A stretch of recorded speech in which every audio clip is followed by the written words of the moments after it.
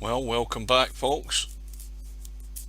This is going to be our second match of the day, and this is a winner's side match coming up between the current and defending champion in VP4 World Straight Pool, and that is Semipro against HAZAD, and that room should be going up in about a minute's time or less than that.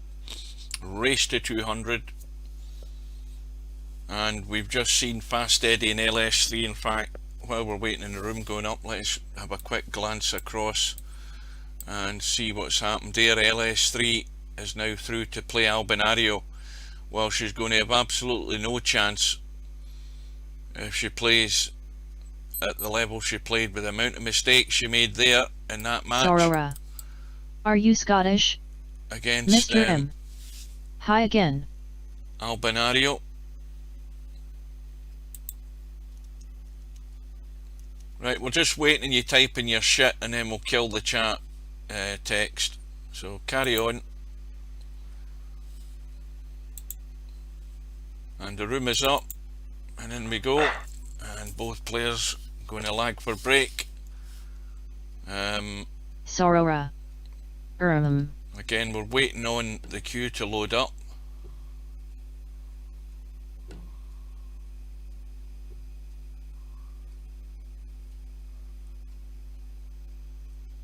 Sorora. I'm just here to watch LOL. And Semipro has been put into break, so let's see safety break, see if it works this time.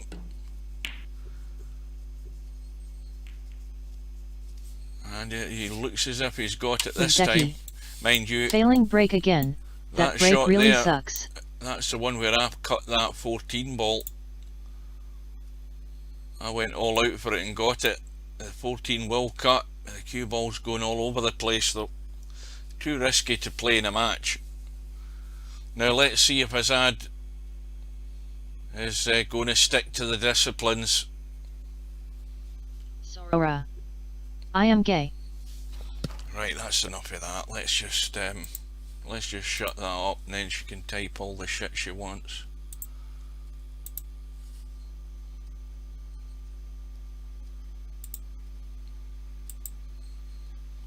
Right, that's fine. Oh dear. Well, Semipro's had a blast, and he's scratched. Now, HAZAD with ball in hand, and well, what can he make of it?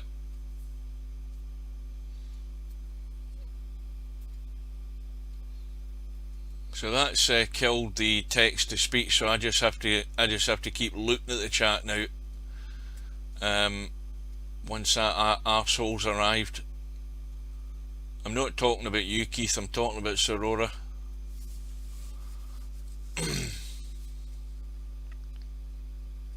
So welcome back to everybody. HAZAD has got an angle in the 4. Is he going to have a blast? Well, I like it for me, because that means I don't have to keep staring at the chat and missing out on what's going on, because when I don't look at the chat and then I look at it, something scrolled way up the top of the screen and I don't know what the conversation's about. But anyway, when you get idiots joining that you don't want to join, they're the ones that ruin it. Well, he had a blast at it. I don't know anything about Discord, I'm afraid. It's bad enough trying to find your way around Discord. I still haven't managed that.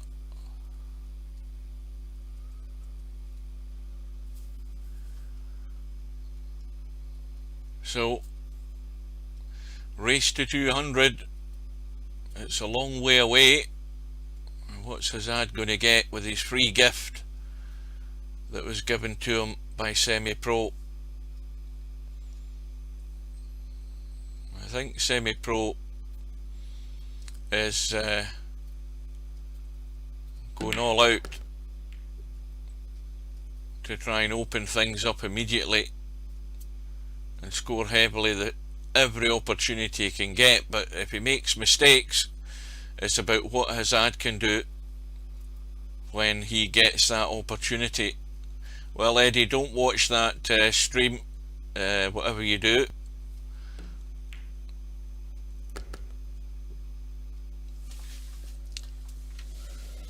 But by all means watch it and see whether you agree with what I was saying during the commentary.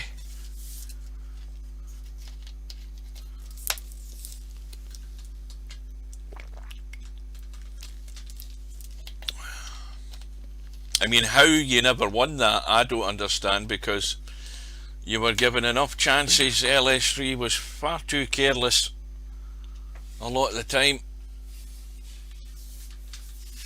And HAZAD letting the cue ball run there. Now, has he looked at his break ball? Has he decided it's going to be the 7?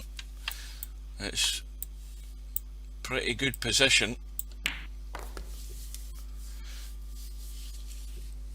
So this is the second match today. It's actually the third match today. The one that I missed this morning was a match between Cobra and Stubb.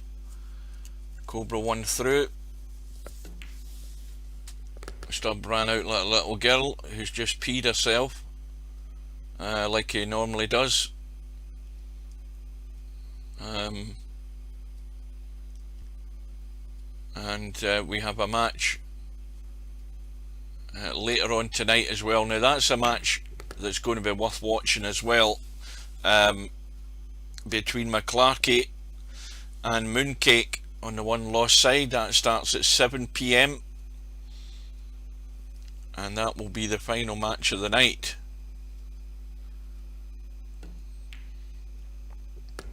What's happening in the snooker, by the way? Who was it who told me that Neil Robertson was it Neil Robertson 2-0 up against Yan Bingtao in the Masters snooker? Must be past their mid-session interval by now.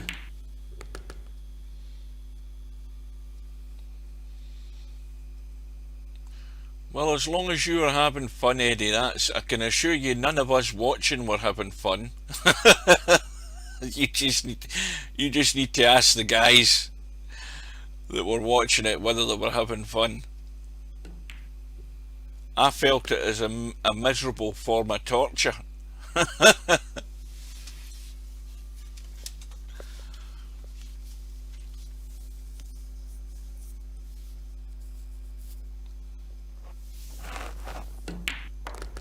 Well, HAZAD has left a 10 ball as his break shot, and well, if he gets this 11 ball, what's he going to do? Is he going to go 2 rails for position, or is he going to try and baby it in?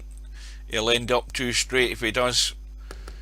He's gone 2 rails and he's sitting pretty good. He's on that parallel line I talk about. If you can get it parallel, you've got a half decent break shot.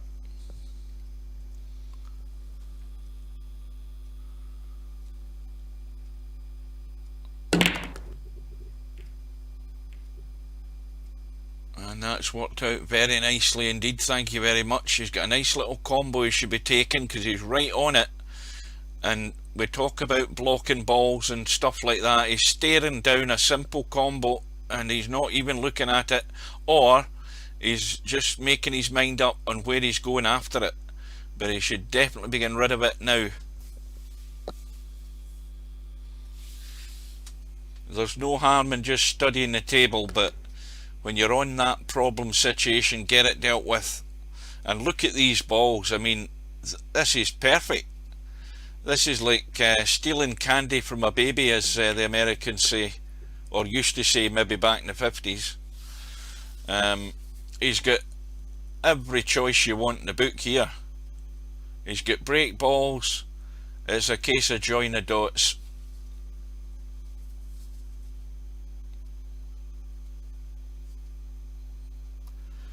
And you've got to say every single ball here should be on HAZAD's scoreboard by the end of this visit.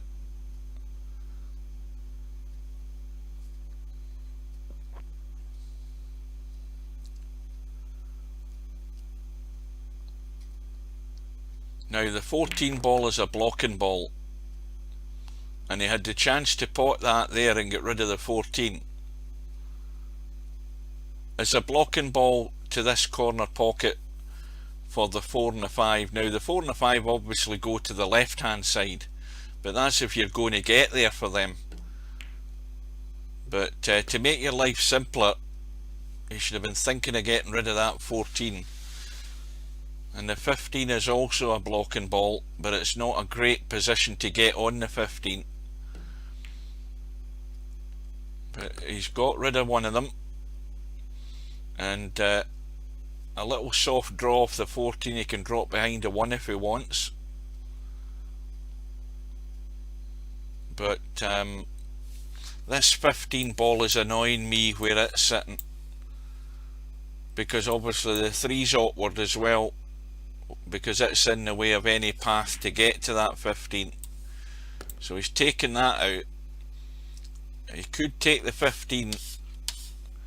He could take the 15 now. He's not gonna, well, put it this way, if he's leaving the 4 as a break ball, it doesn't matter whether he nudges the 9 or not, but I think he can get it clean to take that 15 and drop through to the left hand side.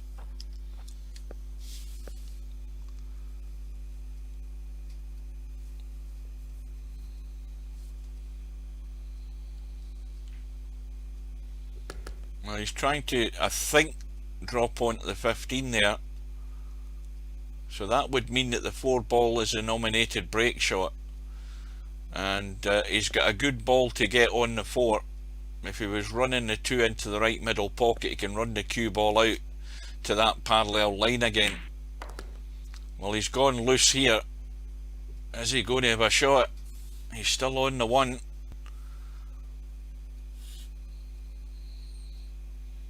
Well, to be honest with you, where he is on that 6 ball, he might as well roll it in. I mean, he's going to be in the 1. If he's staring down the 6, why is he not just rolling it in now? It just means he doesn't have to come back down this end of the table again.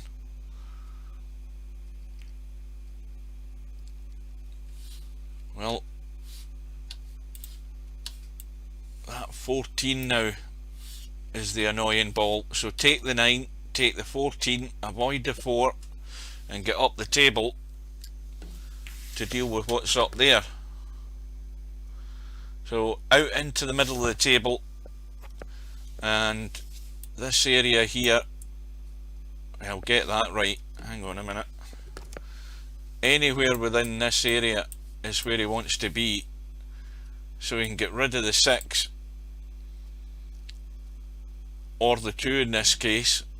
Well, he's chickened out there big time. He's bottled out in the shot.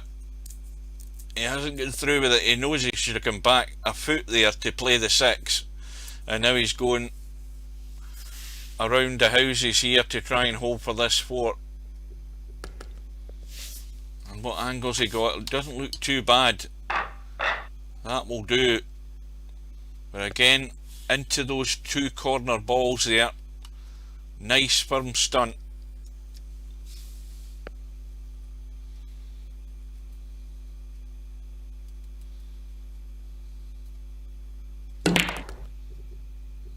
Oh, that's broke pretty good.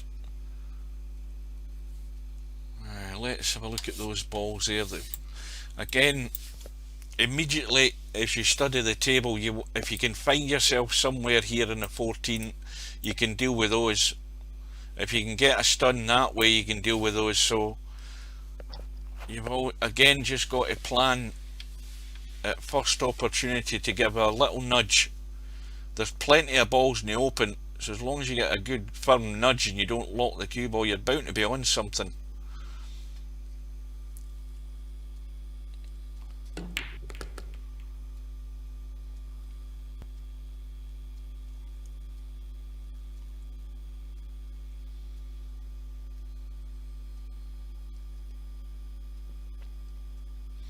You're not talking about in the tournament, Tommy, are you?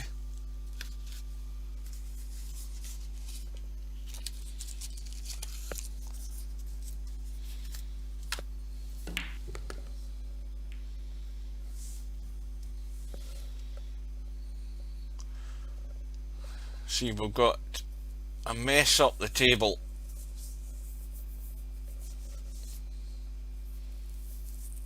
The run goes to 31,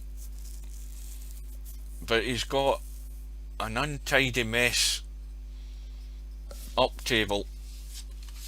But can he improve this situation? Well, he has done, and that now stops the alarm bells ringing in my head as much watching this, because everything is open, and now it's all about picking all of these off, looking at where the break ball is. He's got 3 balls there that are pretty much ideal for him, so it's now down to picking and choosing, and this could be a healthy lead here for HAZAD, and this is where he wants to take his time, steady the boat, not rush into anything, and be 100% sure of what he's up to. Now, letting that cue ball run like that is fine, because he knew he was going to be in a ball, but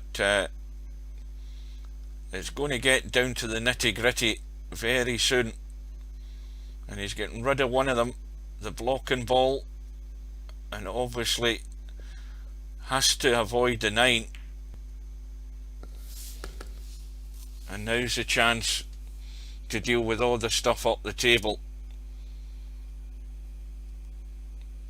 He might leave 1 up the table to get better on this break shot, but he's got to tidy that up, because that then means you get down to the business end. He doesn't want to leave the 7 or the 15 to get to this break shot. That would be my advice. Take the 2 of these and get rid of them. Get that 14 right now and the 7 into the right middle, and then worry about how you're getting to the 15 once you get rid of these 2, because neither of them are going to be good for a comfortable shot to get to the break ball. And he's doing the right thing. It looks like it's going to be 14, and then just maybe kill the ball stone dead, or come back an inch if he's dead straight in that 11 into the right middle, because that's what he's looking for here. It couldn't be simpler. He needs to get off the rail, so a firmish stun in this 14. Doesn't want to lie straight on the rail. He wants to be able to do something with the cue ball if he needs to, and that will do it. And I don't think he's going to be any better to find himself in a half decent break shot here, even if he just stops at stone dead, and if he just goes half a tip below the equator and a little draw back, even that will do. That is ideal.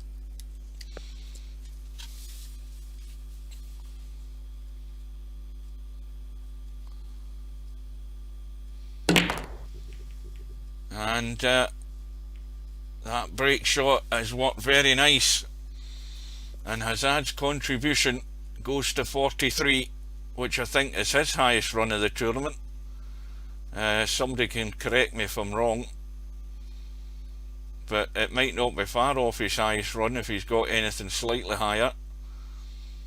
He's got the 10 ball, he's looking up table, but he's just studying the balls. He's doing what he should be doing so far. Good afternoon, Albie. Good afternoon, anybody else I might have missed, because I've got the chat thing off.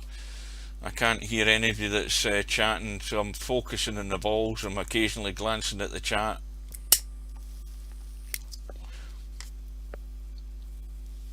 Well, this all came about from Semipro running loose with the cue ball, and he scratched. And I know I apologise for sounding like a broken record, guys, but this is what you have to do. If you're given that chance when your opponent makes that mistake in this tournament, you have to step up to the plate and deliver. You've got to make a score. You've got to make a score that's a punishment score. And every single point that HAZAD gets here is like gold dust, because that then means that Semipro himself is going to have to shape up and be 100% on the ball. Now, how's HAZAD for a shot on getting on this 14? Because he would want to sort of get out of that corner there at some point.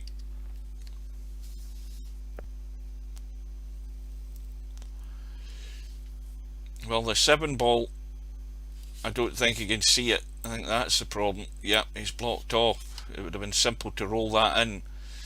If he takes a 6 and just kills the cue ball there, he can roll the 12 in and then roll through for the 14, but he's going to have to get there with this opportunity.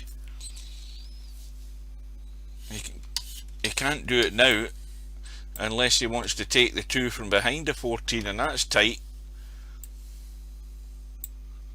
Let's have a look.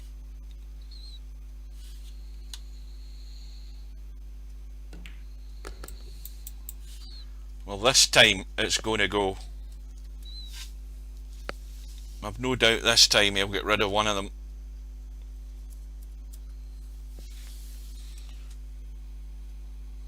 And we have no adjacent break ball. That 5 ball is very low. It's behind the pack, so it's not good.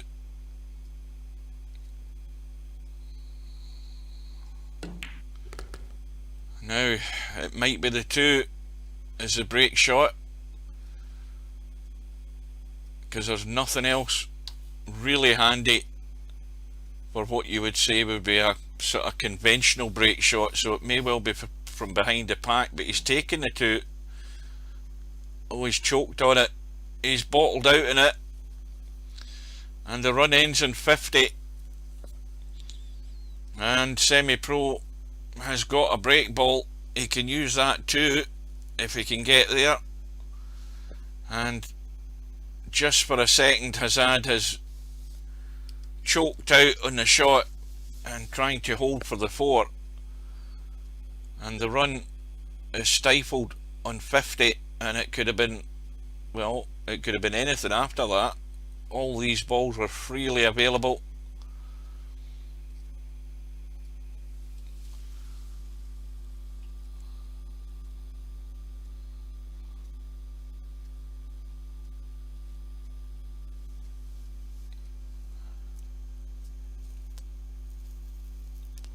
And Semipro now has got 2 targets.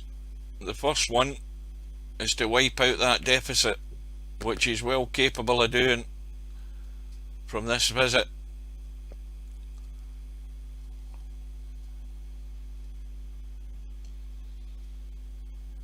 But he's going to be doing it possibly off the 5 ball, but I don't particularly like that one because it's very low in the pack.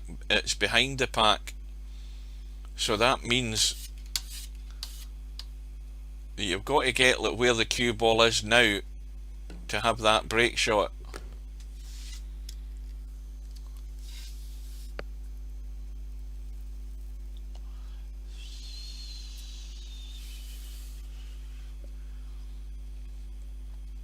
But HAZAD needs to just get that out of his head and just continue exactly the same way he has done from his first main visit. So the cue ball stone dead where that 1 ball is.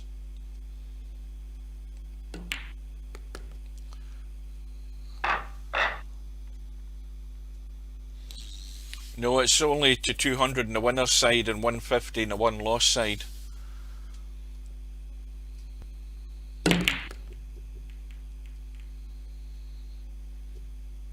Well, he's got a shot.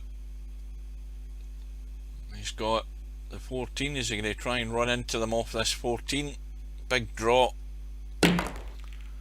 to run through them, and that's opened them all up.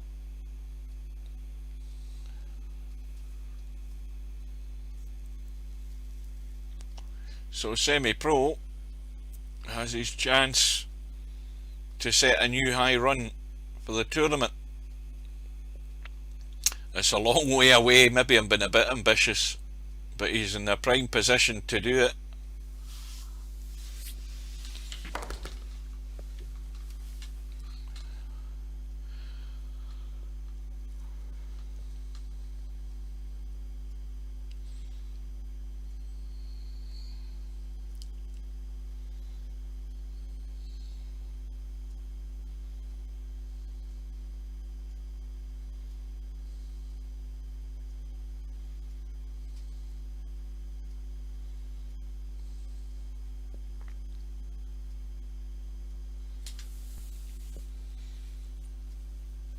Aye, apart from the final, yeah.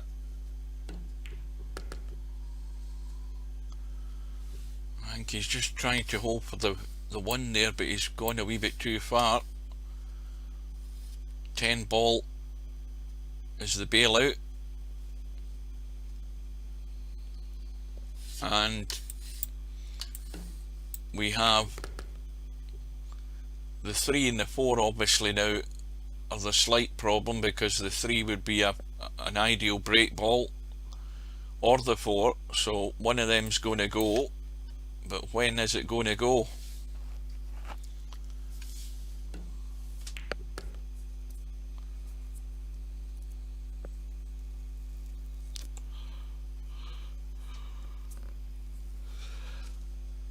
So again, at the risk of repeating myself, for any latecomers, we've had 2 matches today. We've had the match with Stub and Cobra earlier this morning. Cobra has gone through. We've had the match that just finished a little while ago between LS3 and Fast Eddie. LS3 has gone through. We've got this match that's underway, and the 4th match of the day is going to be at 7 PM tonight. A good match to look forward to on the one-loss side. 2 players that are well capable of putting runs together, so it should be competitive. And that's McClarkey and Mooncake in that race to 150. And I'll be back for that. I hope you can join us. If you can't, remember, all the videos will be on the tournament playlist on my YouTube channel. In fact, I never added that one to it, the one that's just finished, but I'll do that once this one's over.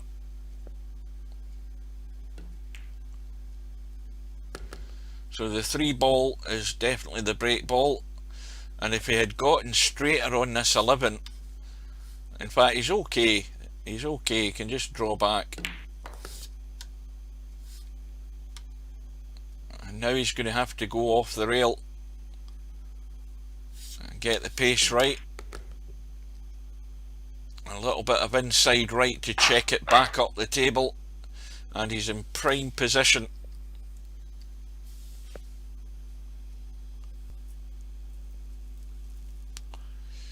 So the run goes to 20.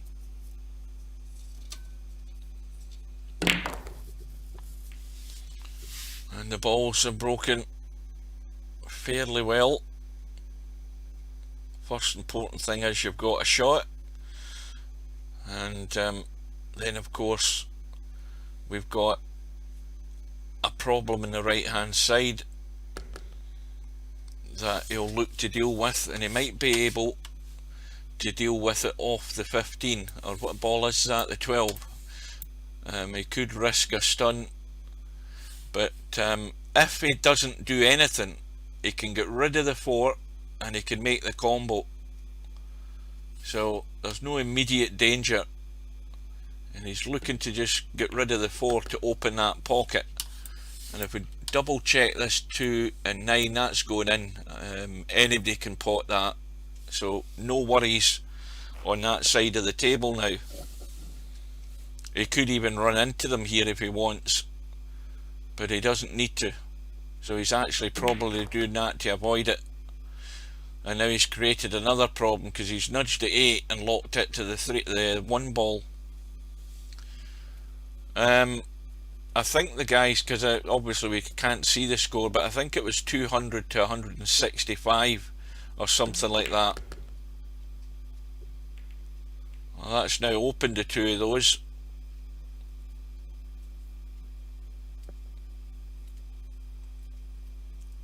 And now the choice is the 12 or the 10 for the break shot.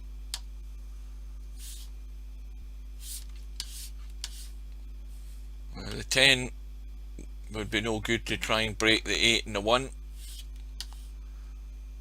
The 13 is gone too straight on. There's a slight angle, but very dangerous to try and stun off the bottom rail and run into those 2 balls, because it could just lie stone dead. So there's just a threat. There's just a threat that this might go pear-shaped here. And it's gone even worse. He's creating more problems for himself. It's just amazing how things can very quickly go wrong in this game. And now he's running out of balls. He's got a very difficult 11. And he might go the whole hog here and let this cue ball run and try and run into them, because it may well be worth the risk. I don't know whether he can do it, but it might be worth the risk to try and do it, because he's not going to have an awful lot more, and he's missed the 11. It was destined to fail once he'd clustered those balls together. And so the run ends in 27, and the deficit is still there, albeit reduced. But HAZAD has now got the same problem. And well, he may well have to take the 11 and well, try and run it. Is he trying to run it or trying to get rid of the 2? Because the 9, if he can get out, would allow him to use the 9 as a break shot to cut across and split them, because there's nothing goes.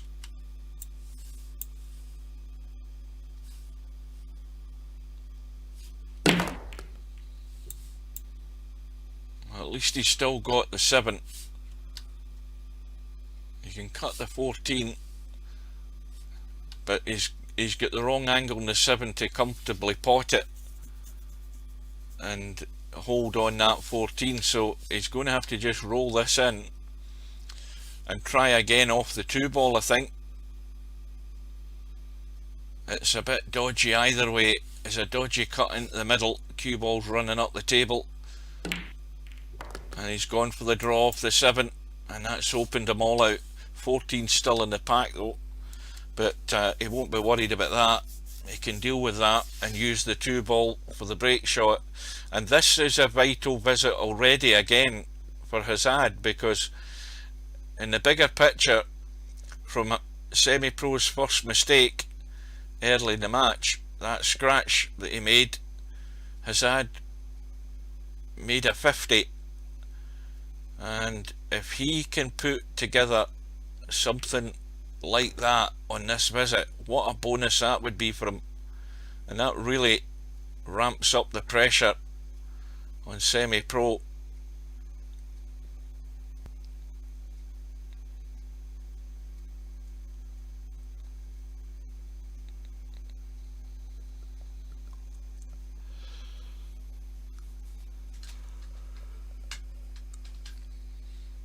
But the sign of a true champion as well is that when you are threatened, when it does get dicey, that you can dig deep and produce the goods. So if this turns out to be something similar to the first visit, Semipro may well be asked that question. Well, this is not going to be a great break shot unless he can get square on that 8 ball. If he decides he's going to kill the cue ball stone dead, he may well want to come back. Well, that's the problem. If he'd risk coming back, he didn't have much room to leave to get on the 8. But he's got an angle. This is never a good shot. And he's missed the pack. And he's scratched. But the best thing that happened about it is he scratched, because he's left Semipro nothing. But that visit is very quickly petered out on 6.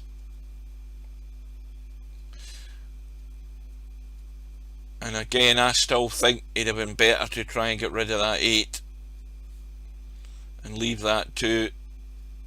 Balls behind the pack, you've got to be so precise to get good on them. You've got a little window to get on them for that break ball or that break shot.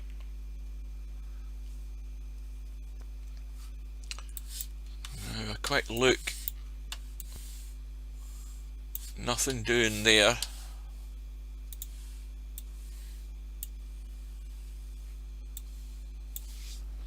So head to the long grass, very thin, very thin, and risking the scratch into the top right hand corner. That's the safest shot. But as he goes behind the pack, he's going to give Semipro an easy shot. Well, he's decided he's coming out. The Semipro can thin the 1 and get right up the top of the table.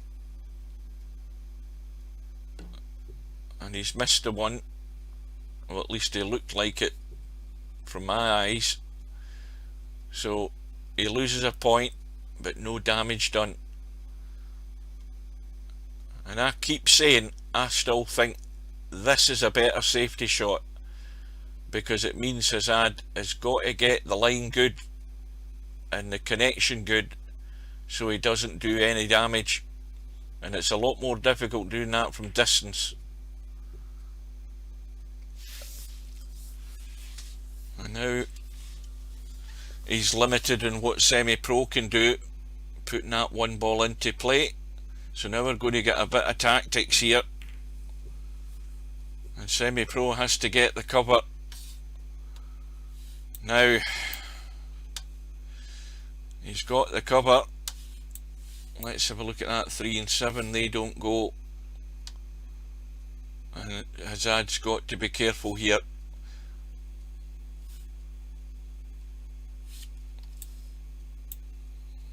Well, he can't be looking to go up the table. I would just roll to the pack. That's all I would do. Lose a point and just roll to the pack. You don't have to get to a rail. The rules are you get to a rail. If you don't, you lose a point. But he's got to get cover, and that's a good shot.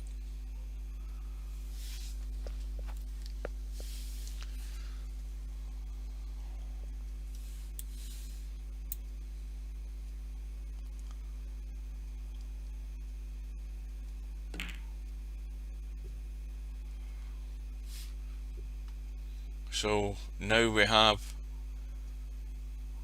a pretty narrow window as a safety zone here. I mean, even if you overhit it and run that way across to here, if you go too far, you're leaving a cut on that 1 ball. Very dicey.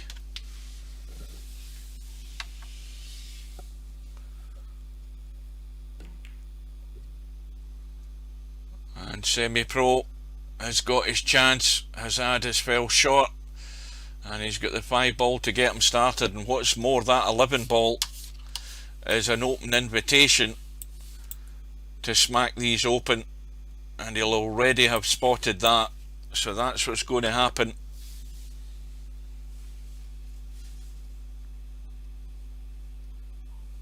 In fact, he's going to do it off the 1, or he was thinking about it.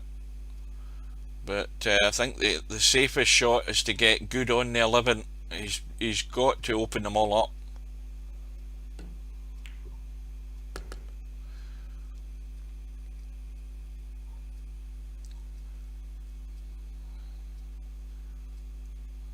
I may well do it now.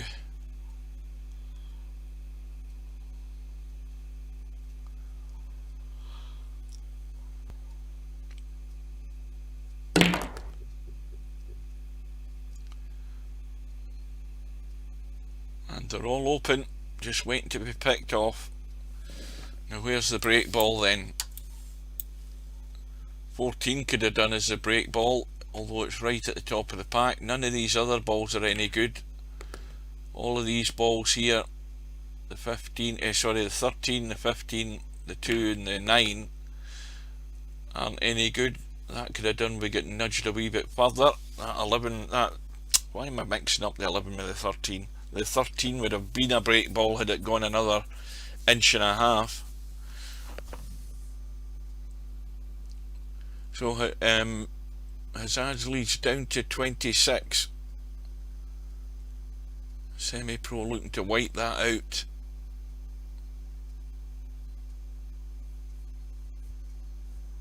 And if only HAZAD had got another 40 on that last visit instead of just 6, he would have been in a much more healthier position and less of a threat on his lead.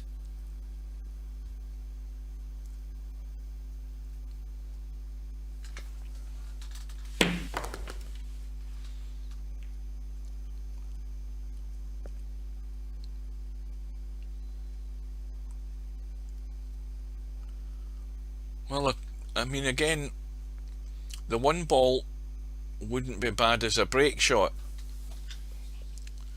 if you're really pushed. As long as you can end up from that angle or somewhere like that, you can easily cut that in and you're going to hit the pack. It's a big target. There's still the possibility of the 14. There's also the possibility of the 8. So choices are available here for Semipro. The 8's going to go, so that's 1 away.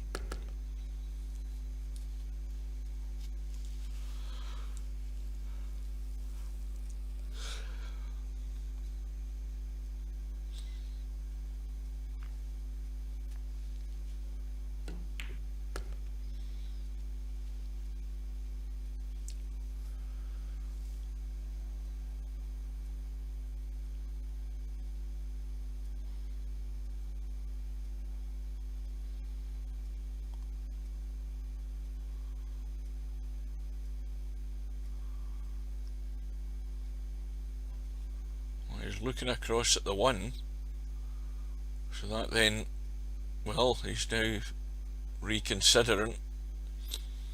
He might not have quite made up his mind yet.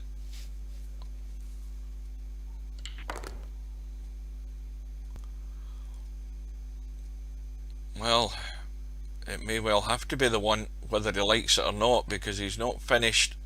He might have played for the 4 there, but he's gone too far for comfort. So that now means that it's likely to be the 14, unless he still likes the idea of the 13 right at the top of the pack. So it's a toss of a coin as to what way he's going to go. The angle he's got in the 4 doesn't mean he's going to get good in the 14 if he's going to clear it next, because he's gone the wrong side. So he's drawn up the table, and the big draw, the big cue ball running loose, and once again Semipro has scratched, and HAZAD has ball in hand to open up the gap again. And these opportunities are going to be maybe few and far between. He only scored 6 in his last visit. He's got to top that by some margin from this opportunity. So the mistakes are there. He's capitalised on it once. He's failed in the second one. And this is his 3rd go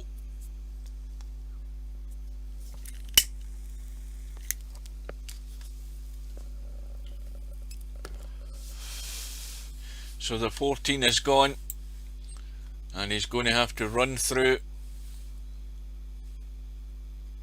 off that rail.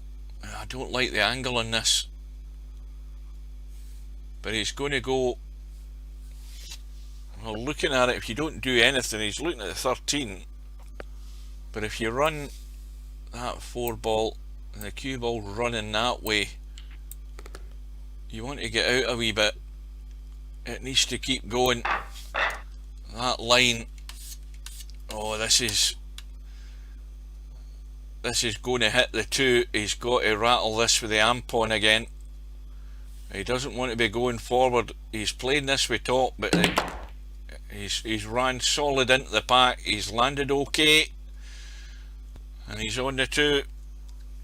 Always dangerous running forward. But if you can get a solid hit like that, you're running through the meat of the pack. It's whether or not they're going to open up and leave you something. And that time he done well, landed on the 2. And straight away, he's got to think about getting up the table off this 7. He's got the angle to do it, and if he gets up the table and lands on the 4 in a good angle, he can open those other balls up. If he goes too far, he's got the fairly straightforward 6-15 combo, or even runs through for the 15. If he's taking the cut in the 9, that's a brave one. But if he runs into the middle of the table off the side rail, he's got that 12 ball to choose. But if he gets good on the 4, he can run into them. Well, he's went the other way, and he's lucky. He's landed on the 1. He should have just run around the angles and thought about the choices that would be available anyway. He had choices available had he got it slightly wrong, and he chose to let it run. This is what I talk about, you know, when there are 2 or 3 balls in the open. If you land it in a certain area, you're going to have a choice of one or 2 of them. But he's got away with that one.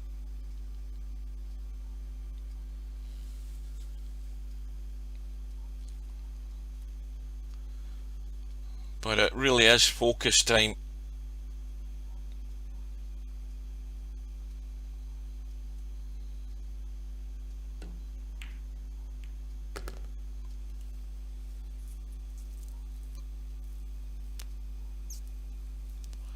So we've got blocking balls here. That 5 and 8 are annoying where they're sitting. Again, what's to stop going forward in the 9 ball? It's awkward. You're queuing over that 11. And he's created another problem. Although it's more or less a combo if you can get slightly better on it. But again, this is threatening to go wrong here. Well, if he's going to bite the bullet, he's going to take the 14 and play that combo. If he's going to go the other way, he's going to cut the 6 and run into the 10 and 4.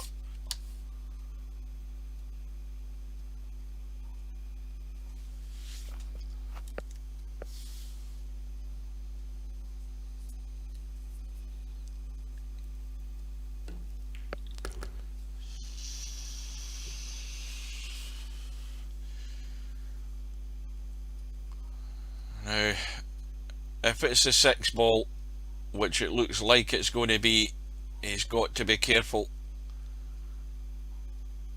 He wants to try and sneak behind that. Is that the 9 ball that's there? And if he got lucky, he would hit the 8 and be on the 9. He's ran into the 9 and he's still on a shot, but that's the only one he has. He can take one of these 2 up the table though. That would leave the break ball, but I think he's got to take a risk off that 9 to run into these. He's got to do that. This is last chance saloon as far as keeping this run goes, and that will do. And now he's got the angle in the 8 to try and come around behind the 5 and finish on that 10 or 4. That's a shot. You've got to stun it for him to get around this side. If you fall short, you've got the 5. You've got to think about that in a way of taking these out. If he takes the 8 and just rolls through, he can take the 10. So it's got to be dealt with. And that leaves him his break shot. Now, can he draw across and he'll have the 12, but if he gets good, he'll get rid of the 5. Well, he's not doing that, and now he's in no man's land here.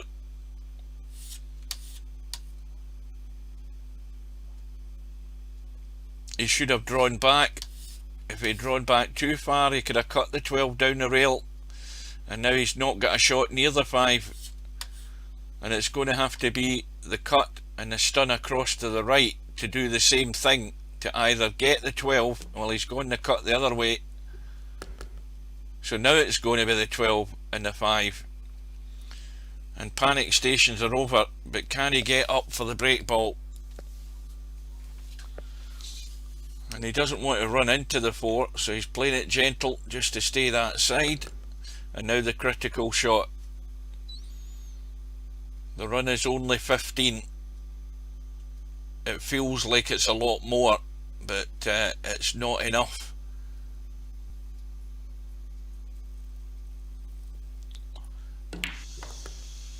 And that's running too far. Oh, this is a pressure shot. Look at where he stuck himself. That's a perfect safety shot, by the way. But my God, this is going to be Christmas come early if he's going for this. I think I'd be running for cover. I'm afraid I would bottle out in this. I wouldn't take this on.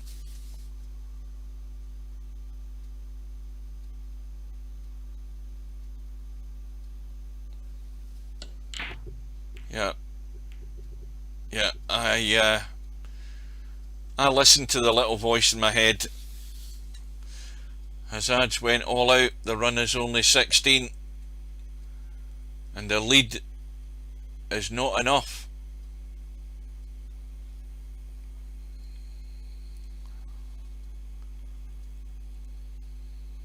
I think he should have wound his neck in there, just brushed off that break ball and just hid in the corner.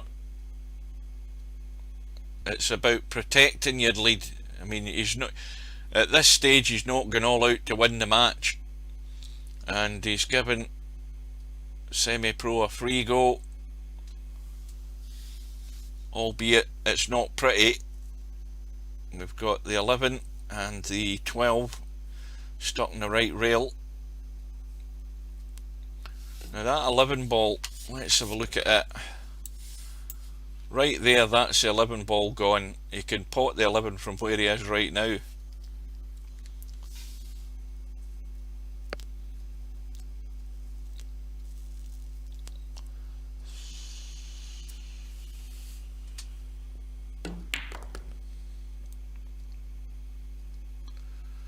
Well, this is going to run into the 3 and the 13 and the 14, I think.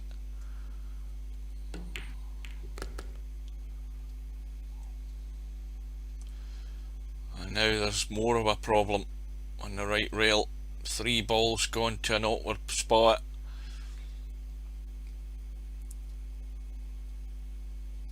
Doesn't need to nudge these two, but I don't think he can really want to avoid it. He just wants to hold position so he's on a shot one way or another.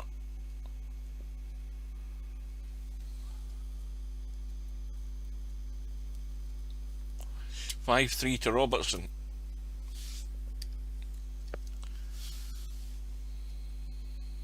I don't know when that match started. Did it start at 2 o'clock or whatever? It's that's been running a fair while.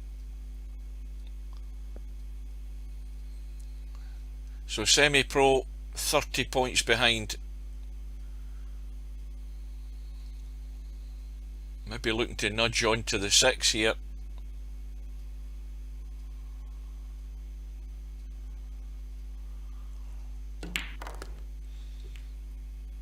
Well, he's missed the 6. and he's not really improved it a great deal. He can still get rid of that 11 from where he is, I think. Let's have a look. Yep, he can pot that 11. It's tight, but I mean the ball will cheat in at a slow pace. He's going for the break now,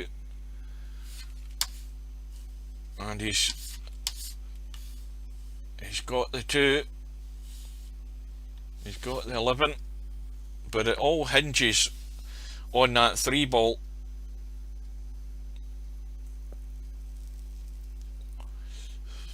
He might try and just drop behind it right now.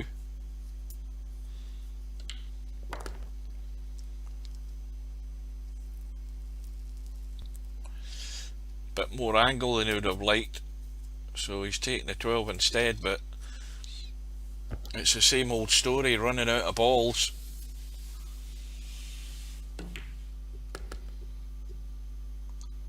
Well, he's spun around the corner, and that is as good a shot as you could probably play to get as good on that 3 as you can. Well, he's taking the 6, but the 3 will be next.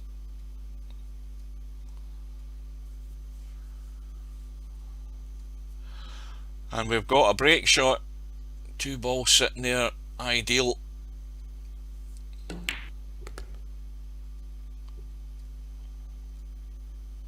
Oh, he's ended up dead straight in the 1, I think. Yeah, he's poker straight in the 1, so it's probably kill it stone dead if he wants. Well, he's rolling through to take the 14 long, but it's the same result. He just needs to roll through far enough. Wants to get to here, or here at least, and he's got more. It's ideal.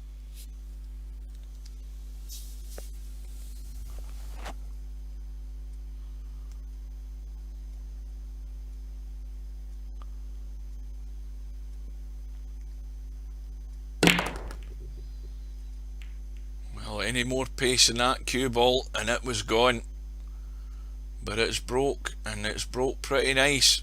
Every ball is on. There is the 8 ball is a blocking ball, but he can easily deal with that.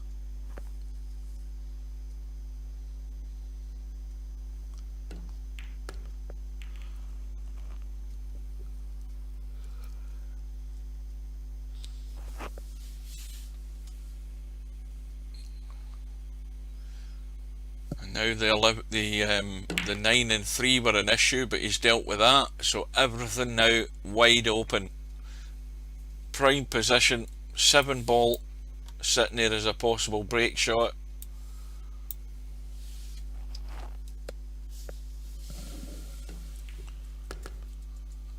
And the deficit now down to 18.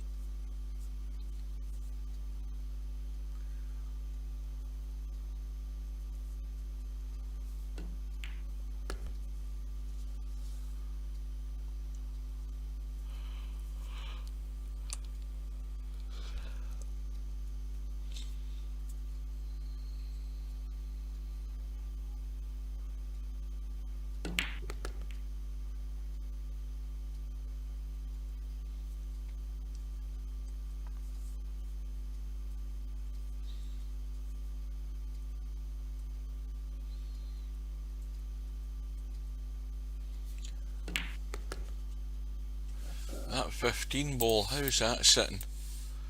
Well, it'll be 7 or 15 now.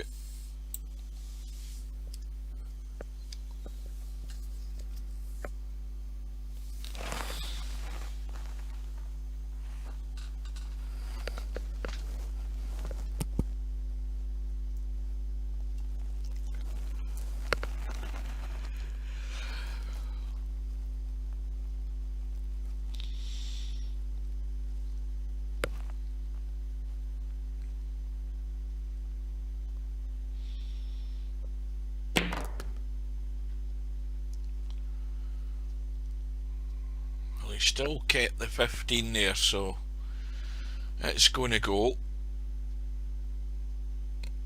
And he could possibly be leaving that ball up the table as his second last ball, but the 2 ball's actually a better ball to get on that 7. So that 10 ball that's up the table on the left, and not the 2 ball, the 4 ball is the better ball for the second last shot, but only if he was playing it from where he is now, from where that cue ball's sitting. That would have been the shot, just to leave him a simple roll through to get on the 7, but the 4 looks as if it's going.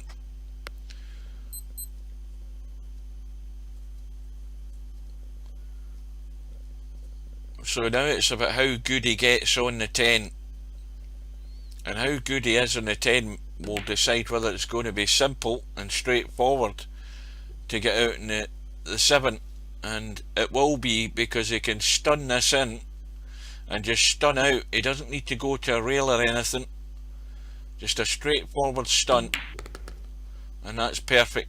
And that's how you make your life simple, by getting ideal position on that second last ball. Makes it so much easier. A simple stun, and he's got the line, and he's got the break shot. Cue ball running loose. Might have had a bonus ball there as well, I think. Yep, he has.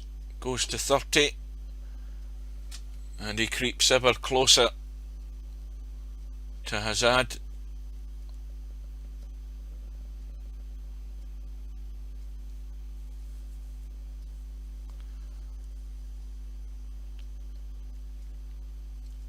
So the match has been on for just over the hour, an hour and 2 minutes.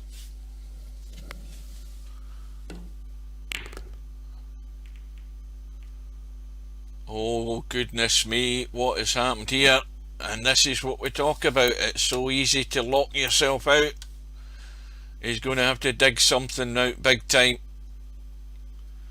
And is that combo on? It's nowhere near it. He's going to have to cut the 1 onto the 5, just a little chip, and then it goes. And that was a lucky bailout he had there. Everything just seems to be trotting along nicely, and then all of a sudden, bang, you're locked up on a ball, and you're lucky if you get a bailout shot. And he's managed to recover it. And look at the line of these balls. I mean, these balls are just sitting there like cherries, waiting to be picked off, all into this bottom right hand corner. And well, I think what ball's that? Well, that's again at the bottom of the pack. So the 12 ball looks good for his break shot. The 1 ball could do as well. So again, he's in a position where he's got choices until he's finally committed what way he's going. He may well already be committed to what way he's going. So just 2 points behind, and enough here to take the lead.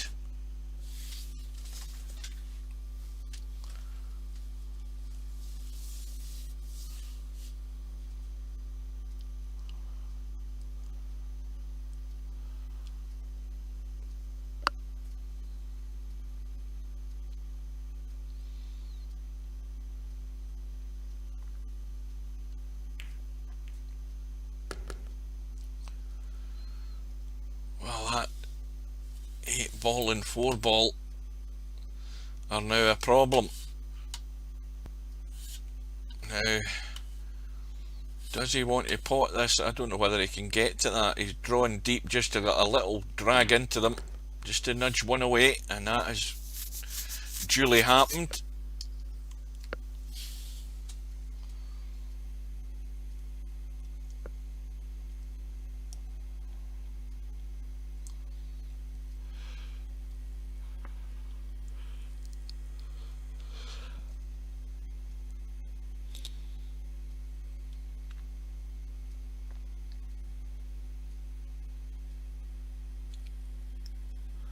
So Semipro is into the lead for the first time in the match. The run goes to 38 and the lead is 2 points and counting. Might well go up for the 14 right now. Nope, may well be leaving the 14 as his second last ball.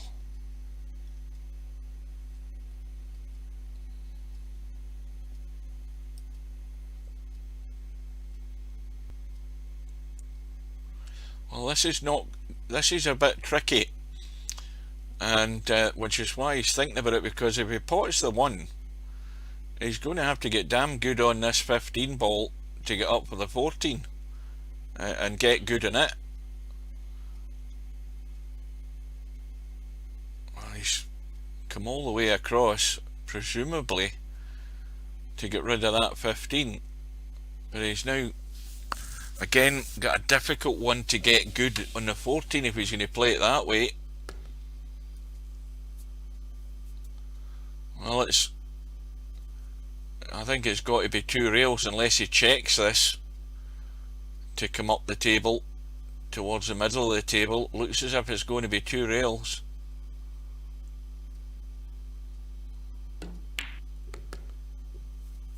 And as long as that keeps running parallel, he's going to have a good shot, and that is pretty good.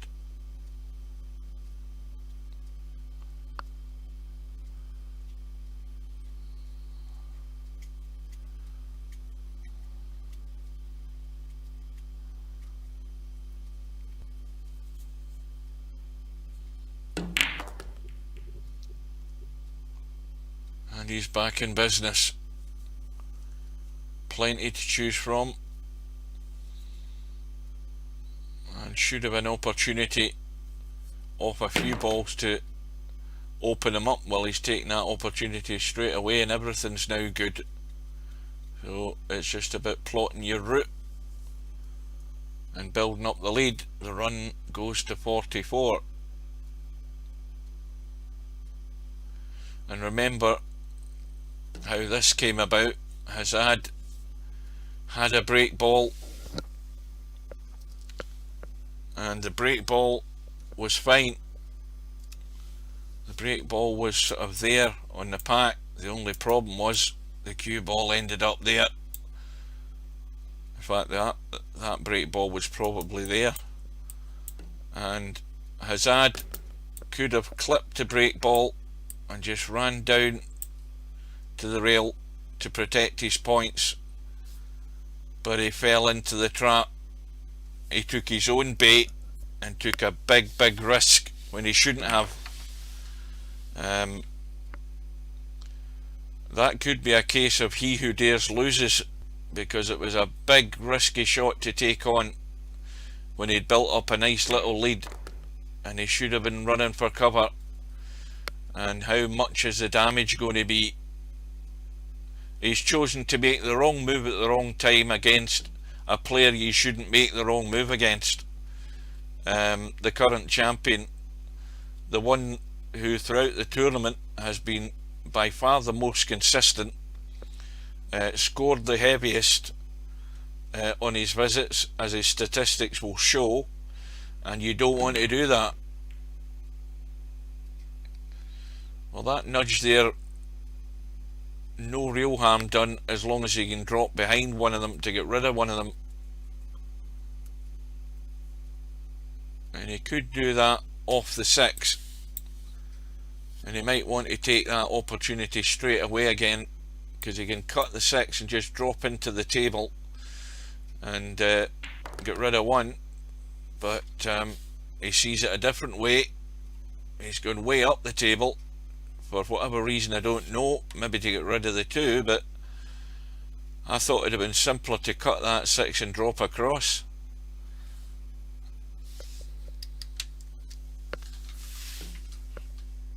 Well, he's doing it now off the 3, but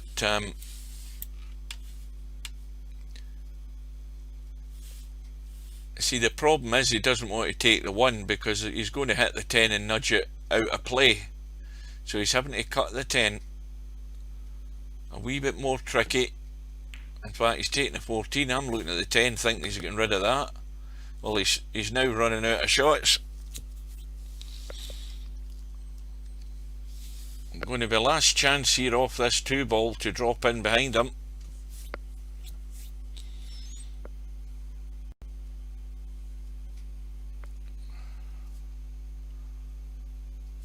Well, is he looking to see if he can get... Well, he can get on the 1. But again, he has to get good so he's avoiding the 10, or he has to get the 10 so he's avoiding the 1. He doesn't want to be playing a shot where he has to use any ball. He's finally got on it. Well, it's taken him long enough.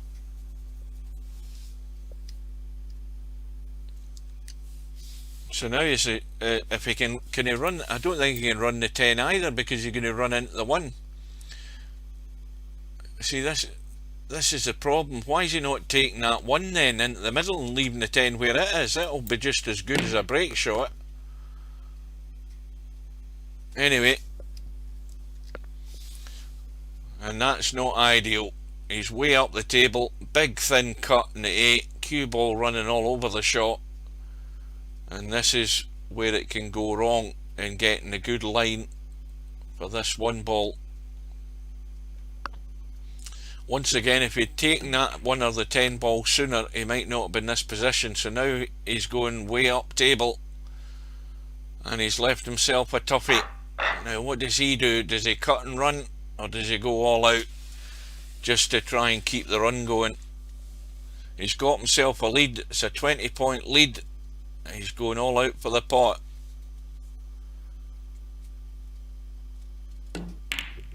And well, I'm going to say it, he should have reeled himself in and protected his lead. And HAZAD has got a birthday party here. If he takes his time, he's got all these balls to try and get back in and reduce this lead. The run ends in 56 for Semipro, and well, I think he should have bitten the bullet, played the safety, and bided his time.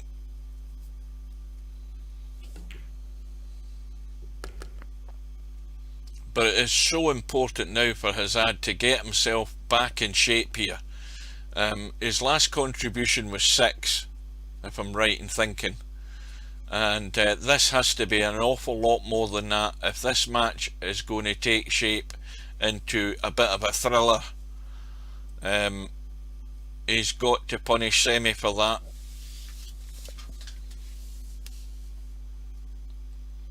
And he's got to take his time while he does it, making sure that before he makes that move, before he pulls the trigger, that he's 100% clear in what he's about and where he's going.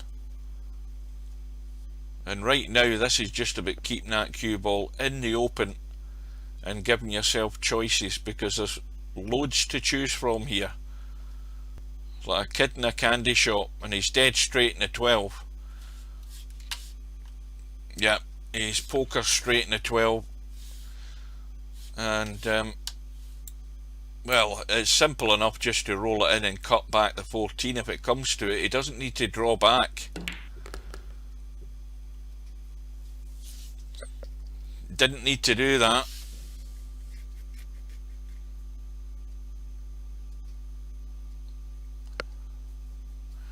And also we have a 3 ball that was in a good position for a break shot. He just nudged that out of the way. The 11 ball and 8 ball are no good. 2 balls no good. 6 ball would do it, but 6 ball is surrounded by the 5 and the 3. So this is where he's got to just take his time. You've got to think, how do I get over there? How can I take one of those 3 balls out the way just to open things up a bit? And how can he protect the possible break ball? Because if he takes this 2, he's heading towards the 6. So he's got to try and take evasive action here to avoid doing that.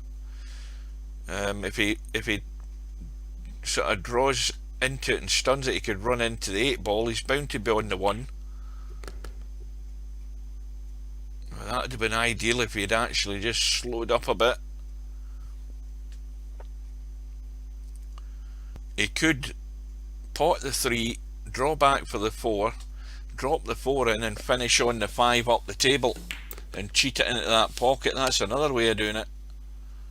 But this 5 ball is now a problem.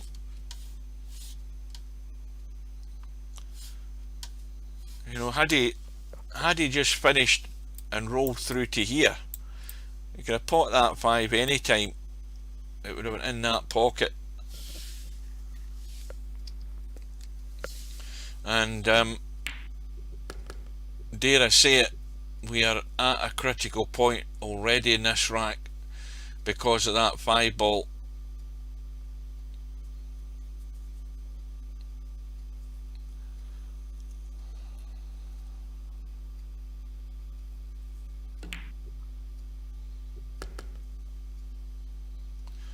Now I think he's too much angle in this 11, has he? No, he could pot the 11 and just run through with a wee feather of right English to drop behind the 5. Just a little dab of right English and he can play the 5 up the table, and he needs to be looking at that because that is his major issue here, and he's got a chance to deal with it from this 11 ball. Just a little feather of right. If he doesn't play it with right, he's not going to get there. Well, he looks as if he's played for the 6, which would have been the break ball. He's on the 3, and if he runs through far enough, he can get the 5. But he hasn't. And now, at his crisis point, he has to get behind the 5. He's got room to get there. Even if he runs into it, it's still better than leaving it there.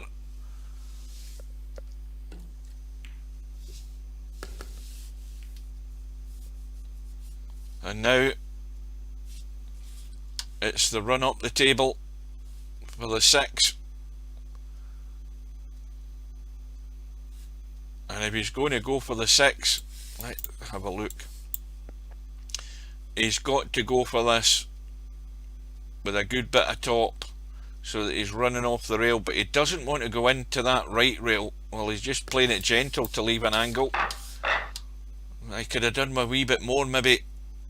It's simply because the 5 ball's off the rail. The problem is that the angle to the 5 ball is a lot less than what you'd normally have if that 5 ball was in the rail. The angle would have been like that. So he's got to work the cue ball even more, and that's the problem. It was never a great angle to do damage, and so his run is just 15, and he's still trailing. Now he's trying to convince himself this 1 and 3 go, I think, and it may well go, because that 1 ball has got a clear run to the 3, and he could play the 4 onto the 1, and the 3 will go. Yeah, he's convinced himself it goes. I think it looks clean to me on that 1, because the worry is the 9 ball, but if he gets the hit, there's not a great deal of margin between the two of them. Well, it's all went wrong, and that's one where I've got it wrong, because I was convinced it would go, and I don't know what happened there. Answers on a postcard, as they say. The 3 ball was clean through to the 9, so how it went wrong, I have not got a clue. No, I mean, if you watch this back, HAZAD, I mean, I was all for it. I was all for that shot. It was the aggressive shot. It was the only thing that was available, considering where he ended up, and why it went wrong, I haven't a clue. And so HAZAD hasn't got rid of his deficit. He's now got to sit back and wait and see how many Semipro gets from this one.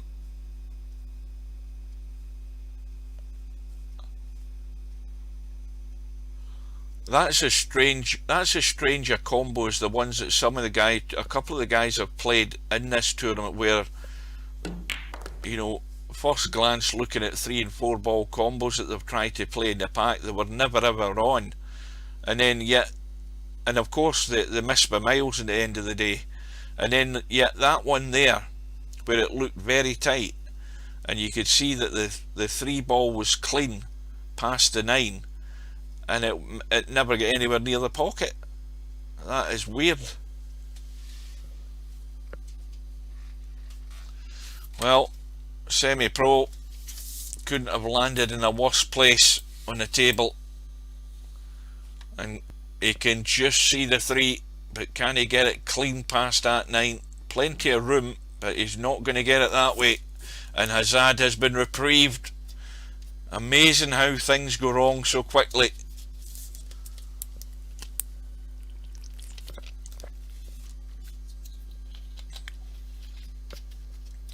And HAZAD will breathe a huge sigh of relief, because I think it was impending doom there that he was fearing. But he lives again, and he's got his chance to get back into the lead. Where's the cue ball going? He's going to be okay.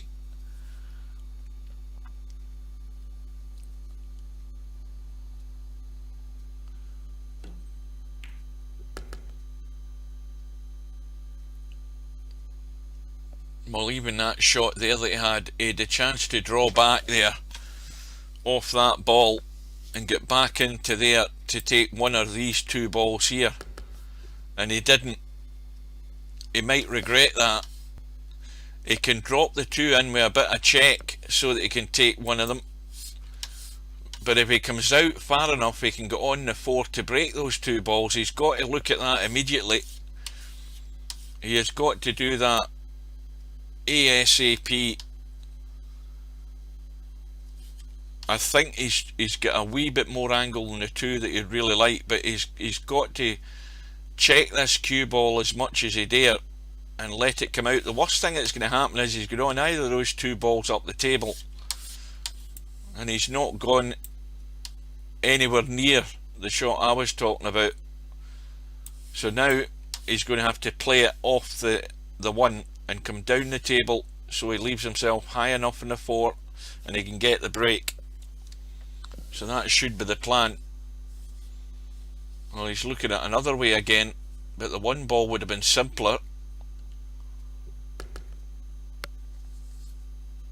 Still got that shot available though. If he pots this 11, runs through to take the 1 up the table, and then leaves himself high and slightly to the right in the middle, in fact basically the middle of the table would give him the shot.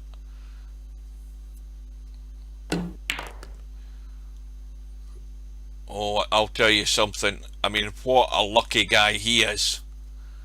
I mean, you couldn't have placed the cue ball better with your hand to stick it where that is, and he's played a big draw which was going nowhere, and he's got a nudge off the knuckle and he's landed perfect in the 4.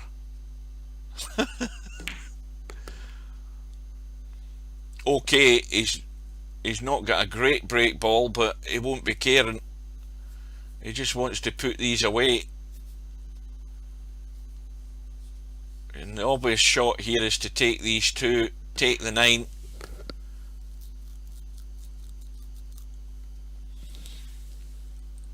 Well, I mean, he sees it a different way from the way I'm seeing it.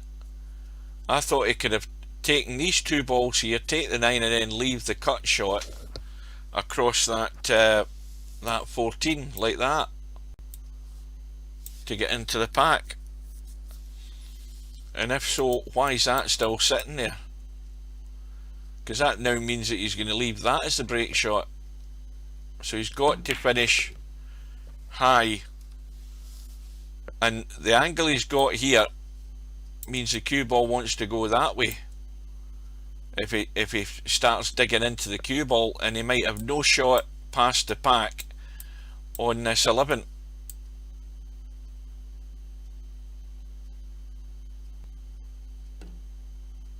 Yeah, he's trying to leave an angle.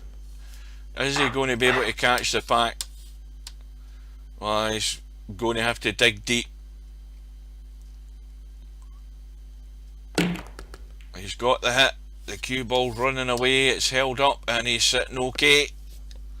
So now he can relax a wee bit and get the concentration going again.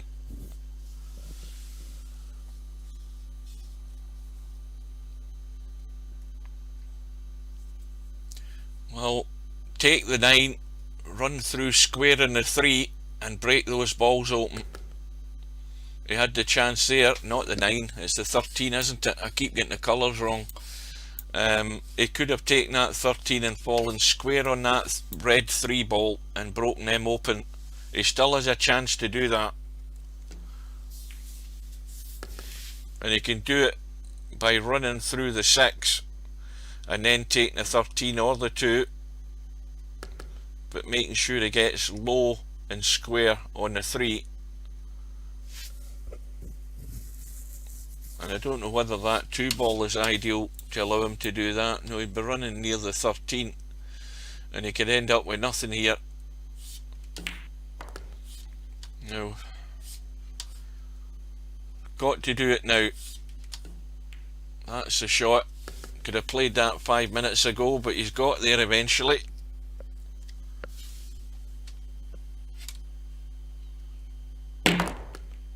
Oh dear. Well, it's amazing, isn't it? I mean, many times have we watched this and seen crazy things happen, and he's scratched on 15 and the lead is only 7.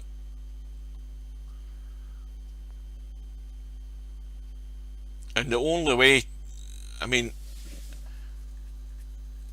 did he stun that, or was he running that with any talk? Because I can't believe you stun it in the cue balls and you run off an object ball like that with such forward momentum to get into the hole. But anyway, the lead is there, but it may not last long.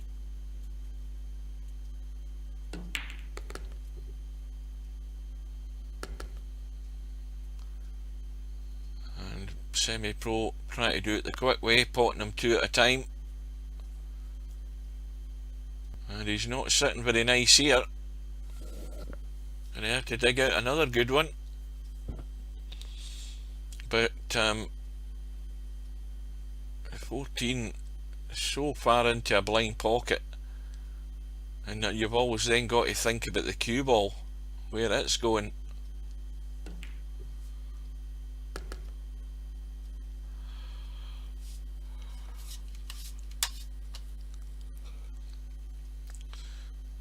Nice little stun onto the 1.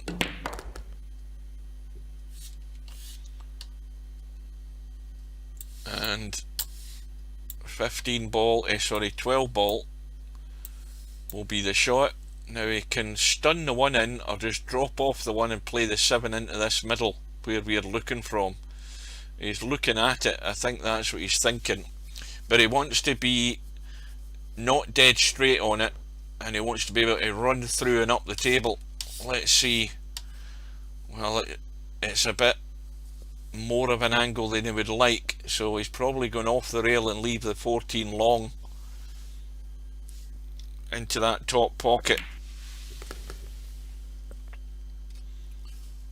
And this should be able to give him a good line for the break shot off the rail, I think. I don't know whether he can hold it. Looks to me like off the rail and out. Yeah, he's a wee bit short. You always make the shot a wee bit easier if you get on that parallel line.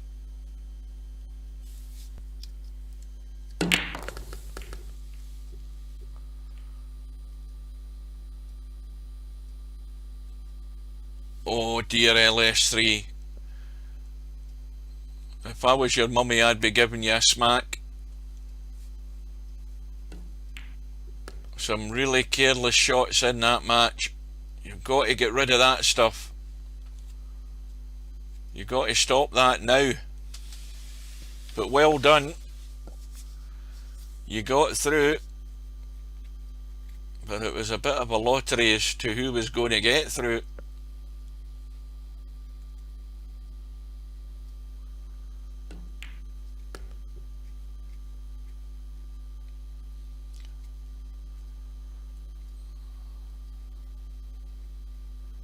I'll tell you one thing though.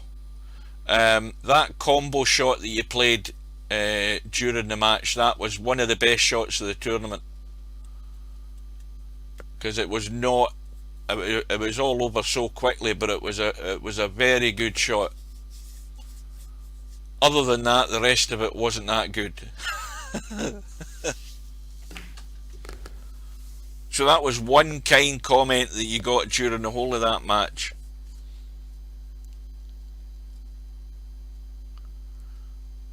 The good thing about my kind comments is that you have to watch all of the video to actually find any.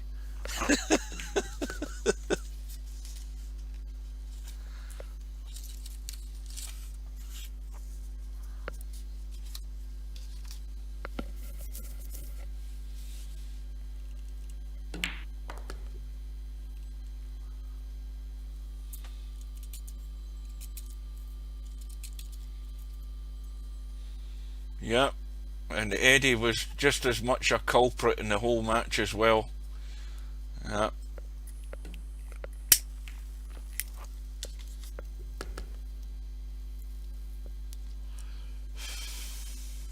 Well, Semipro has got himself back into the lead. The lead is 10. And is he going to be able to get to this break shot? It looks like the 10 or the 13, so he's got an emergency backup. It gives him a choice.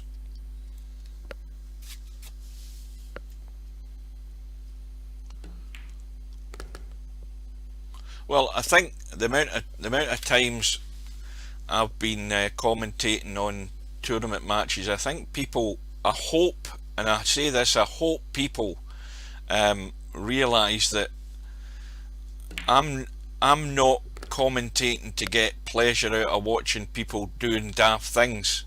That is not what this is all about. I'm commentating to give purely my opinion, and also give honest opinions on what I'm watching. And I would say that if a lot of players are being honest, whenever I'm being critical or there's criticisms, then when most players watch the thing played back, I don't think an awful lot of them would, if they're being honest, would disagree on a lot of the occasions, unless they were trying to do something entirely different from what I was thinking, because that's where there's a grey area. But I don't do it to be critical. I do it to be impartial and credit where credit's due. Whenever somebody plays a good shot, it's a good shot, and I call it as I see it. And unfortunately, when I see something that is not quite as pretty, I do tend to call it as well. But definitely not to be, it's not to ridicule anybody, anything like that.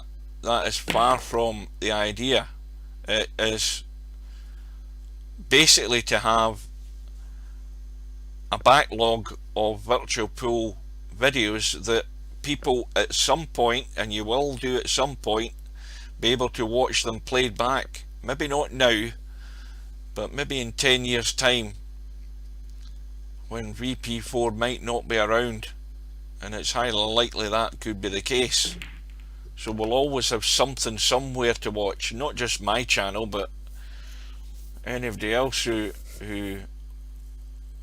does VP4. But I don't think I think I'm the sole commentator. Nobody's stepping up to the plate to provide anything different or anything better, shall we say.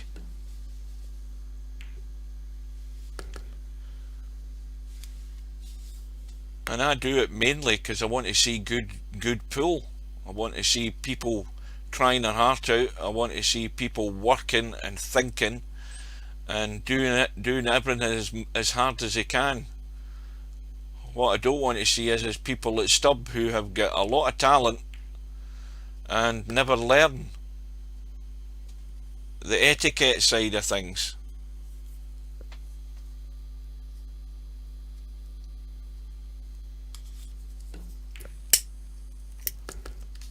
Well, the other thing as well, I would hope, and that's the biggest benefit I would hope, is that I have limited knowledge, but I've got enough knowledge to get me by, and I know that there's a lot of people who are worse off than me in that department, and it's those guys that I wish would watch the streams, and if they don't watch the streams, they watch the videos at a later date and watch how a lot of these guys are shooting, me telling them what the guy's actually doing with the cue ball, and how he or she, I should say, I'm being sexist there, apologies for that, how he or she is imparting the right spin on the cue ball to get that cue ball to go where it's going, and how that cue ball got there. Stuff like that, which a lot of virtual pool, I'll say that again, lots of virtual pool 4 players aren't interested in. They don't want to take their game to another level.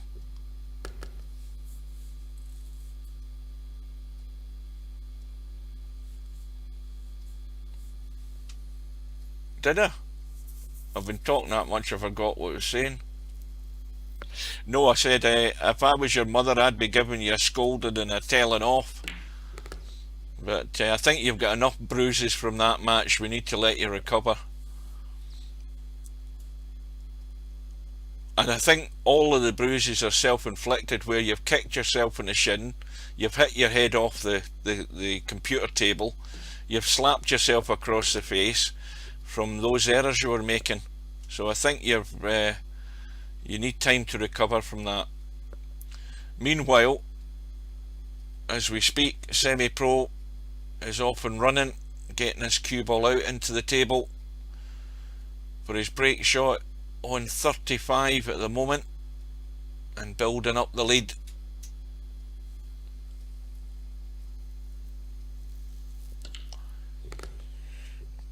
Well, that's unorthodox, and he's left himself in a whole heap of trouble again.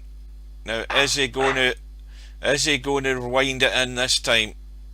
I think he's going to play safe. He's going to see sense and listen to old 9-ball.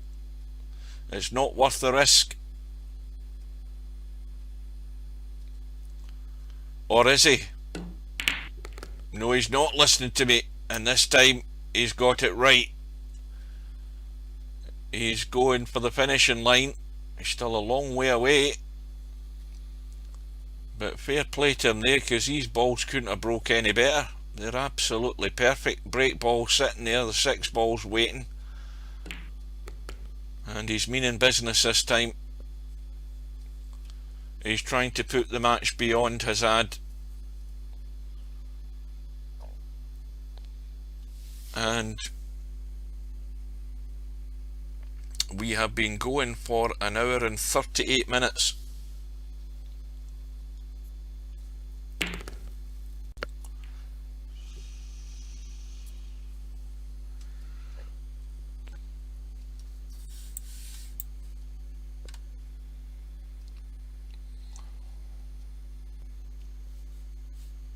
Well, that's created a problem. Now the 5 will go, if you're this side of it, you can cut the 5 no problem. There's enough room to get enough of the 5 ball for that to go in. He could disturb them off the 10, which he's probably going to do anyway, but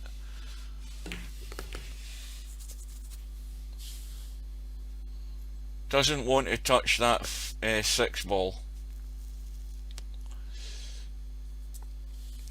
Now he can take the 8 and draw back slightly and get rid of the 9, and that opens up the 7, but the 7 is the problem, because the 7 doesn't have many places to go. The 13's a blocker. The 7 will go up the table though. It could drop behind the 7.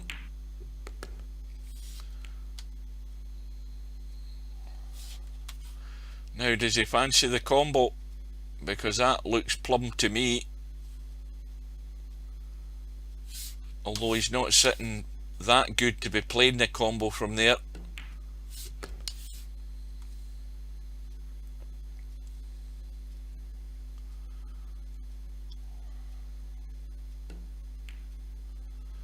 Now, this is ideal.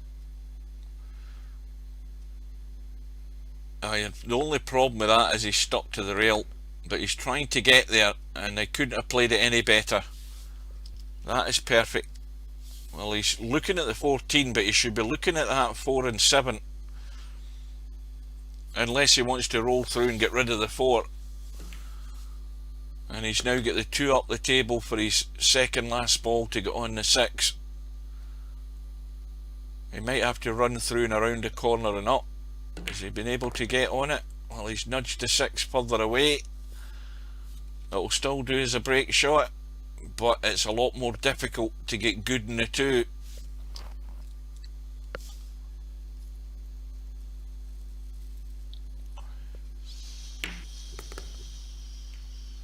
And he's nudged the 6 to the top of the triangle, and he's got a difficult shot in the 2, and that's how easily it is to get yourself out of line. He should have took that combo when he was on it.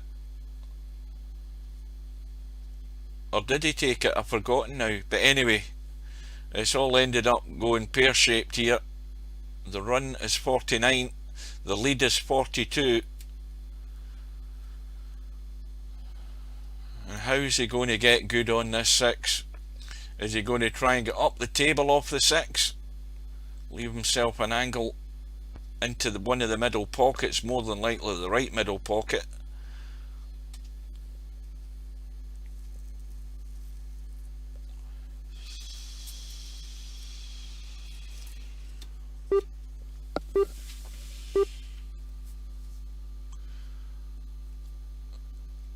Or is he trying to get into the triangle with the cue ball? Well, he's trying to get low in the 6. He's going real square. And this is another toughie into the middle. He's too close to the rail for comfort. The run goes to 50.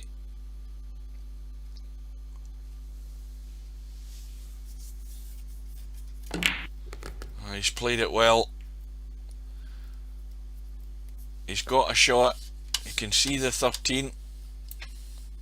Just enough of it.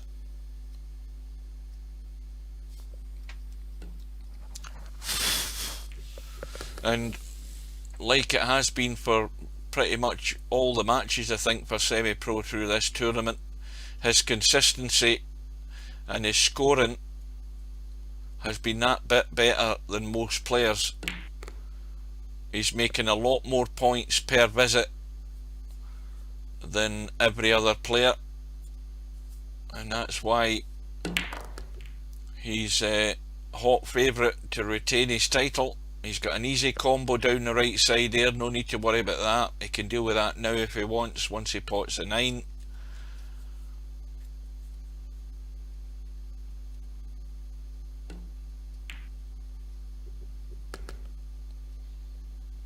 And he's 50 away.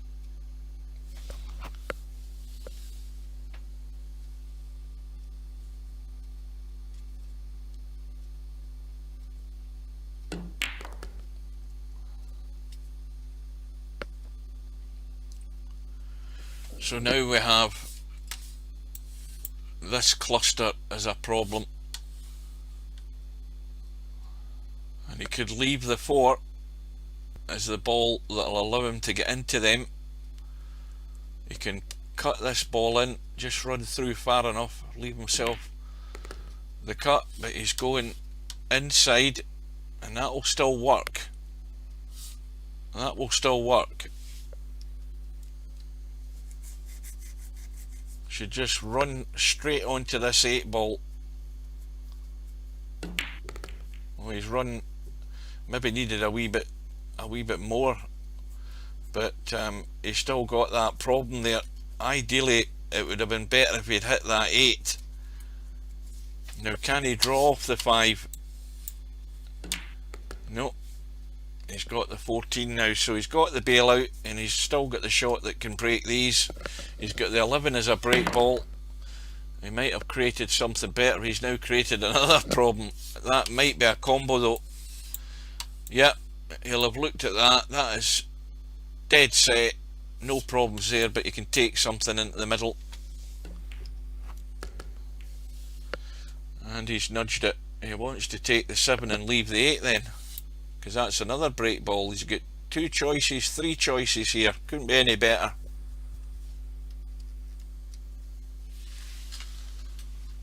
The run is 61.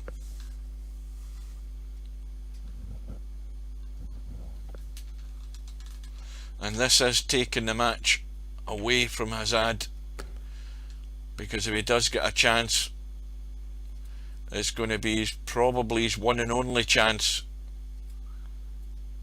to make some sort of recovery and survive in this match.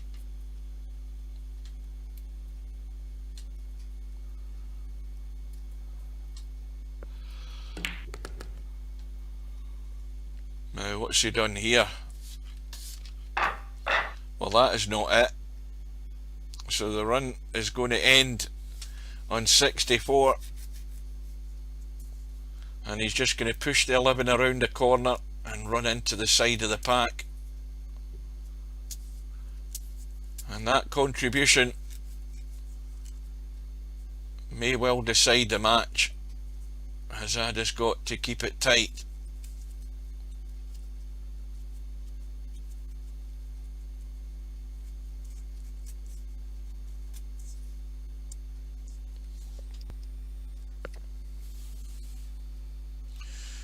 And of course you can't go up the table. The 11 ball sitting there in the open. If he goes to the bottom rail here, there's a reverse bank on for the 11, so he's lost a point.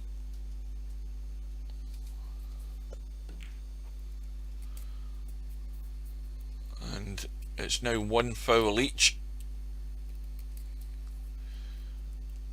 And well, HAZAD's got to try and get down into this right hand corner, but he doesn't want to trifle with the pocket, because he's going to give Semipro ball in hand with the 2 ball sitting where it is.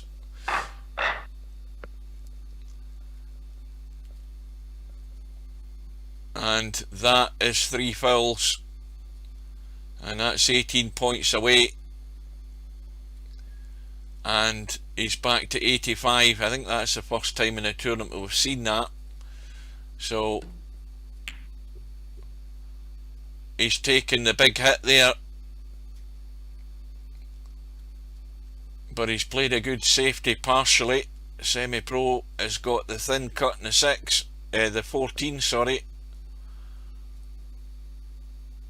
That's about, I think that is dead. Well, it's the first 3 foul I've seen in the whole tournament in the matches that I've streamed. And Semipro's away again, and that 3 foul is most certainly going to make it a mountain maybe too big to climb for HAZAD.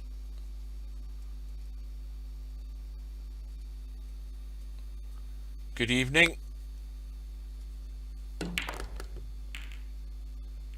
Well, we've got another match tonight for any latecomers. One more match today. That will be my 3rd match of this tournament today, on the 1 loss side, in just an hour and 10 minutes time, and that's between McClarkey and Mooncake. Should be a good match between those two. And depending how long this takes to finish will depend whether I get anything to eat between the end of the match and the start of the other one. And we've got a big problem with the 10 ball stuck on the rail, 6 ball adjacent to it. Well, Stub and Cobra played this morning while I was at work in the winner's side match. We've had LS3 and Fast Eddie earlier this afternoon. LS3 got through in that in the one-loss side. We've had this match which started an hour and 50 minutes ago, and we've got that last match that I mentioned in an hour and 10 minutes time.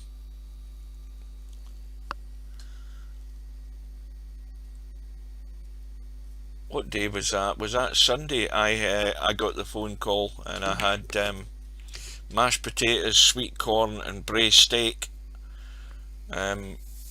which my very kind neighbour made for me, and it was consumed with great pleasure, it has to be said. Well, they weren't, Stub and Cobra weren't. A pair of them managed to arrange it for 4 o'clock in the morning Stubbs time, 9 o'clock in the morning my time, and at that time I was actually on my tea break at that time at work. I was sitting out in the car park, and that's as I just realised he's had 3 fouls.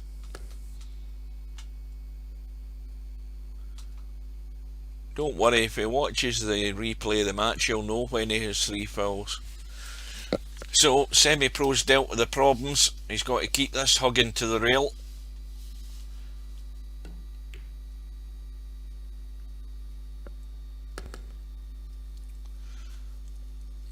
Now the 6 ball or the 11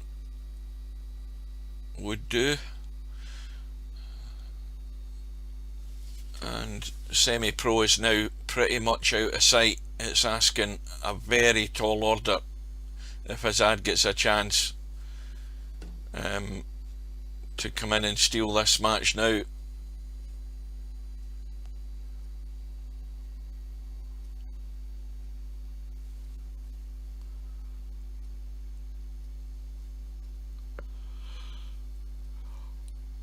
Well, it could be the 3 ball as a break shot. That's right at the top of the pack.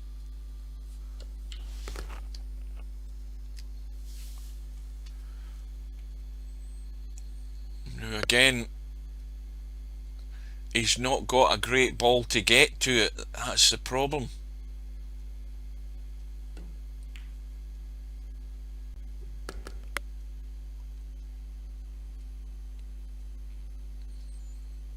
He's going to have to run this up the side and leave it just off square, and that will do.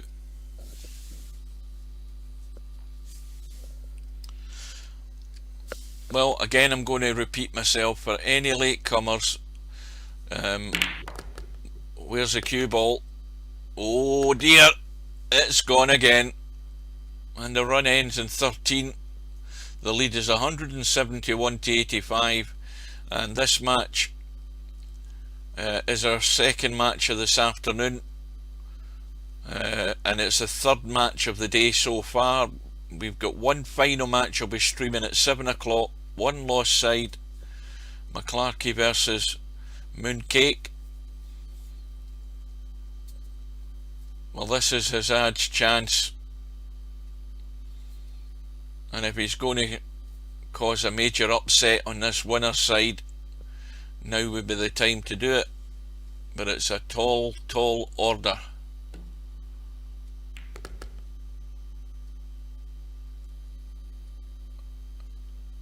Now that's gone a bit too far up, and this 15 would have been ideal if that had been square. They could have broke those open. Still get the chance from the right side off the 14 or the 5th or the whatever the hell that one is that the 11? That one there's the 11 ball, so either of them would allow him to get into that pack of balls. So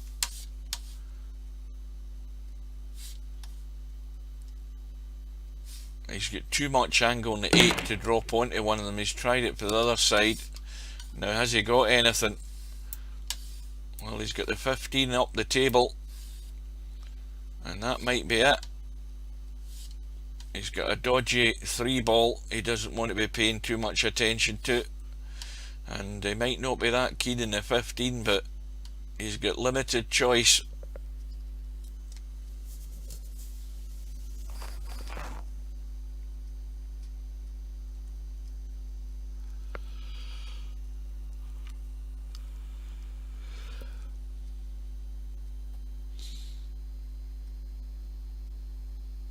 And he's looks as if he's lined up the 3, and then it goes. That was a good shot. It was not easy.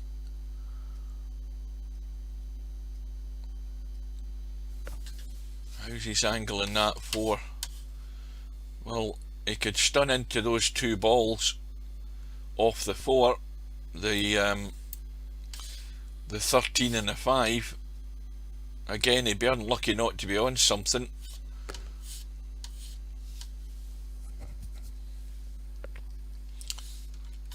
And again, he's got to look at going forward and just running into them, just to improve that situation. But again, he's not done it. And I think he's lucky there if he can still see the 4. Is he going for the 9 now?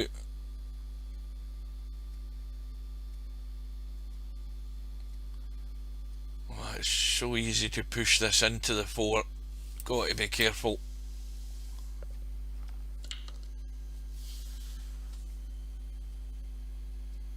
Well, he's had chances to deal with these 3 balls down here, and he's not done it so far.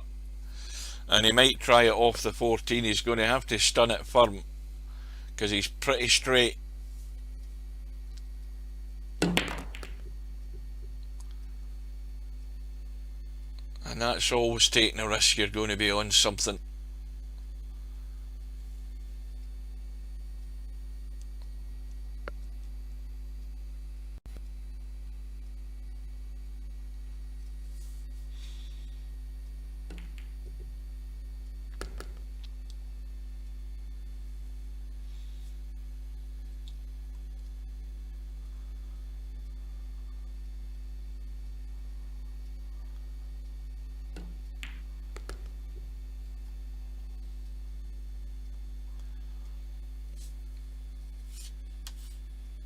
Well, I think the 7 is worth the shot to run off the side rail, a bit of inside, and come across for the 9 or the 12.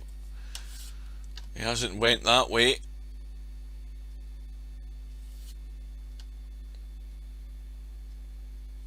He can still take the 7 and cut across. That's a bit more to work with.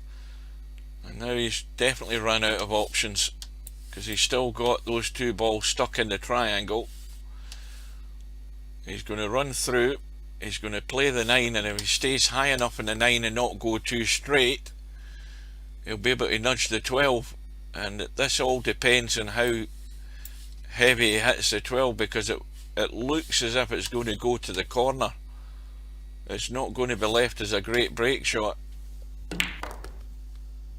And now it's going down table.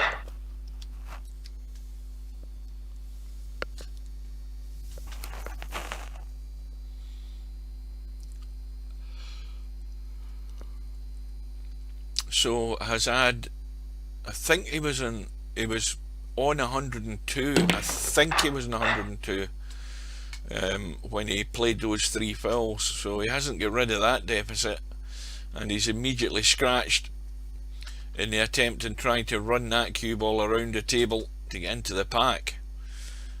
So Semipro just going to play the safety.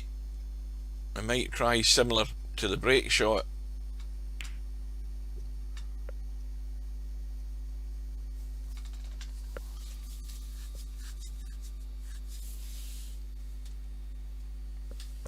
I need a drink. The voice is beginning to crack.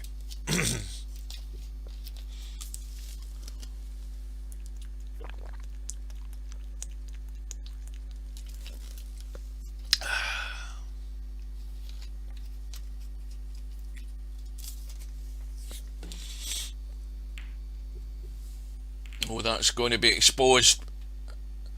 And HAZAD has got a chance. It's all out for the pot, and he'll get the breakout as well.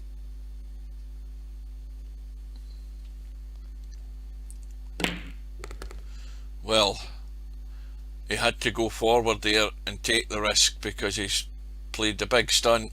He's finished stone dead and he's on nothing.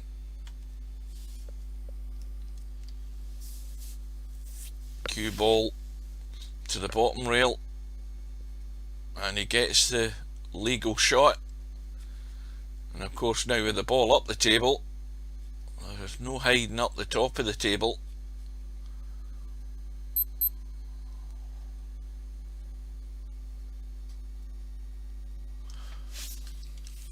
Let's have a look.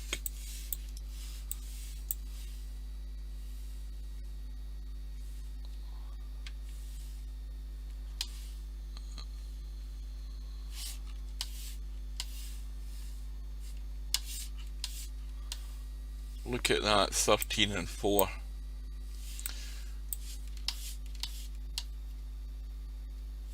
Now here's a crazy shot.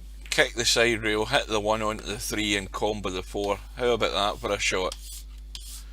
But he's potted a 1 and he's now looking at the cut onto the 13 for the 4, I think. He's eyeing it up.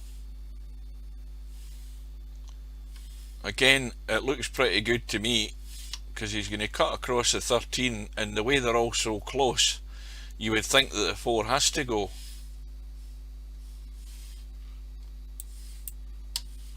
I mean, there's nothing, virtually nothing between the 13 and the 4. And I didn't notice there was a ball up the table. Anyway, forget that idea. He's found a different way of doing it. But has he got a shot? And the answer to that is very unlikely unless he plays the combo. But that is not really on, is it? He's got to run it away to safety.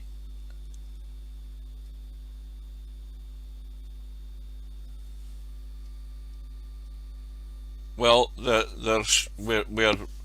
I found out today that we've got at least 2 drivers that are down, and we've got the two main managers are off. There's about 7 or 8 people, including members of staff, fellow workers who actually go out and pick. They're off, and of course you've heard that two members of staff at the Greenock branch died. And then they're talking about us being frontline workers and we should get first shout at the vaccine. There is no proper social distancing, not just in our store but in any other store. It doesn't happen, folks.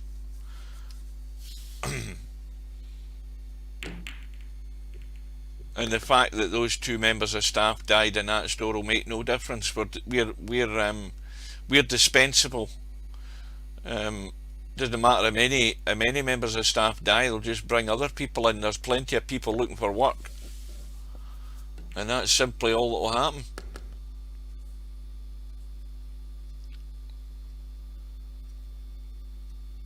We've been in the firing zone since March, and for 6 of those months we had no PPE. We had nothing.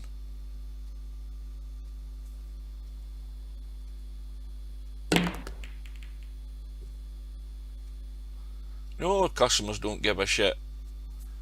I mean, if you're standing at a shelf, you're picking stuff for a customer, and there's a customer next to you picking something right next to you, giving absolutely no attention at all. And again, I was listening to the Jeremy Vine show when I was coming home today, and that was a discussion on Radio 2. It was all about shop workers, and a lot of them are phoning in, and they were all saying exactly the same thing. Customers are, stores are letting families in, and they're talking about people actually, because of the social distancing rules and the restrictions that are on, they're talking about people going shopping so they can meet up with their friends while they're in the store. You know, so you've got mum, dad and the two kids coming in to do a shop, when it really should be just mum or dad, and they drag the bloody kids with them. So the shop's clogged up with more bodies than it should, and that's happening all the time.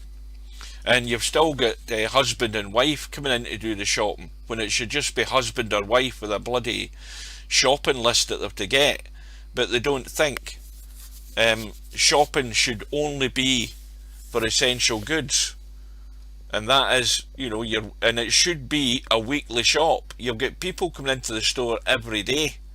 Well, I've got one woman I see that she does about 3 or 4 shops every week, so she's coming in and getting stuff she needs for that day, and then coming in the next day and getting more stuff. So they haven't a bloody clue. And I also blame the stores as well for not managing the customers. Our stores are working on a red light system or a green light system at the door, but that doesn't prevent 30 customers all coming down the fresh meat aisle, all looking for meat. There's no restriction as to how many people go into an actual aisle, and there's no managers around, and none of them are prepared to actually manage customers for fear of them going elsewhere. And that was another thing that was mentioned in the radio today as well. Don't upset the customers. Where's that cue ball ending up? Guess where, folks? There you go. And the run ends in 9, but Semipro is 18 away.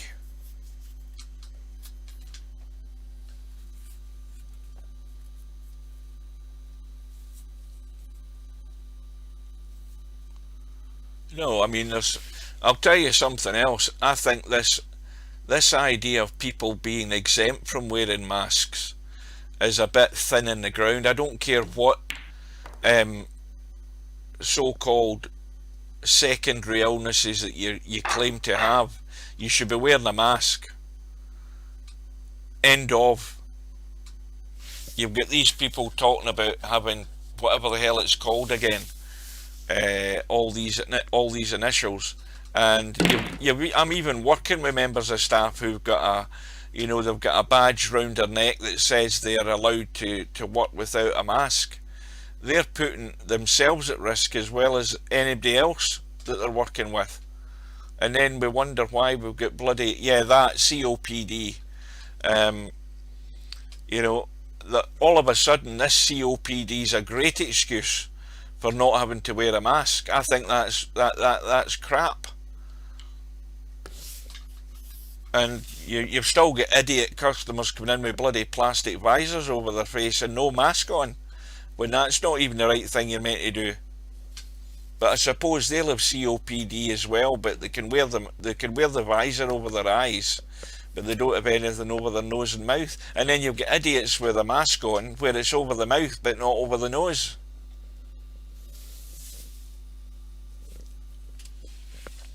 I personally think there is absolutely no reason why everybody shouldn't be wearing a mask. And well, I don't know how they say they're going to make it harsher or harder. Is that going to limit people to having one person in? If they limit it to one person coming into the store, then that's a better idea. Instead of bloody mum, dad, the granny, the kids and the dog tied up outside.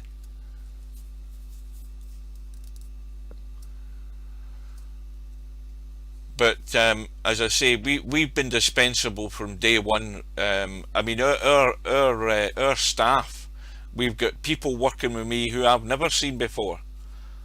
All these youngsters coming in, and they've been coming in all the way through this pandemic. Oh, stopping takeaways, that's not going to make any bloody difference. And if they stop click and collect, that's gonna knock a hole in our business. That's going to threaten our jobs.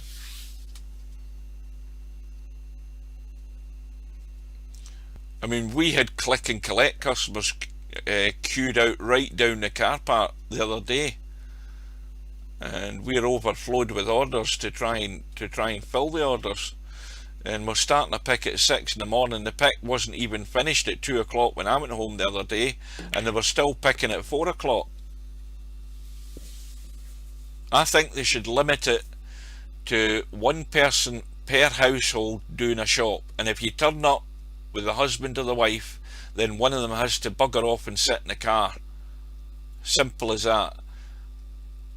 Or wait outside until that person's finished doing the shop. They should do that. That's one way they could start.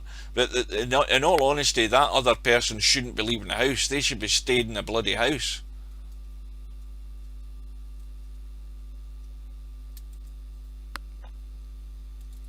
Anyway, HAZAD is in Last Chance Saloon. He's on Nelson 111. He is 71 points behind.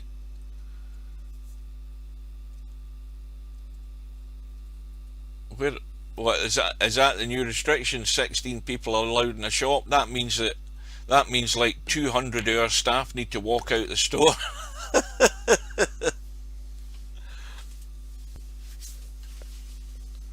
God almighty, I mean, if 16 people were allowed in the store, that would be the managers on their own in our store, and there'd be no staff.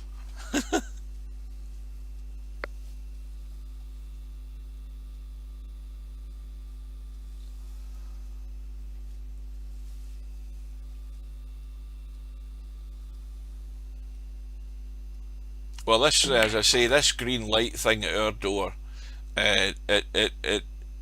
it's a good idea in principle, but it doesn't work. I mean, it limits a certain amount of customers supposedly into the store, but the problem is when you all congregate in the most popular places, like the milk aisle with the yogurts and all of that, and the fresh meat aisle, you've got far too many customers all congregating in those places. And when you combine that with the fact that you might have three or four people like myself down there picking for a customer's shop, so the place gets cluttered up very easily.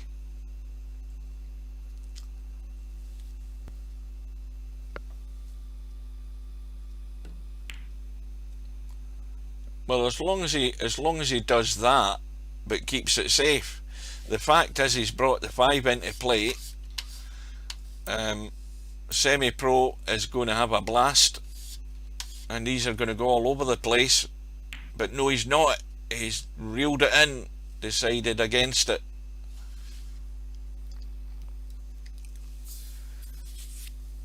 Well, you know, I'm beginning to think myself that if I was going to get COVID, I've either had it and don't know I've had it, or I've just been lucky. One of the two, or maybe I'm immune from it.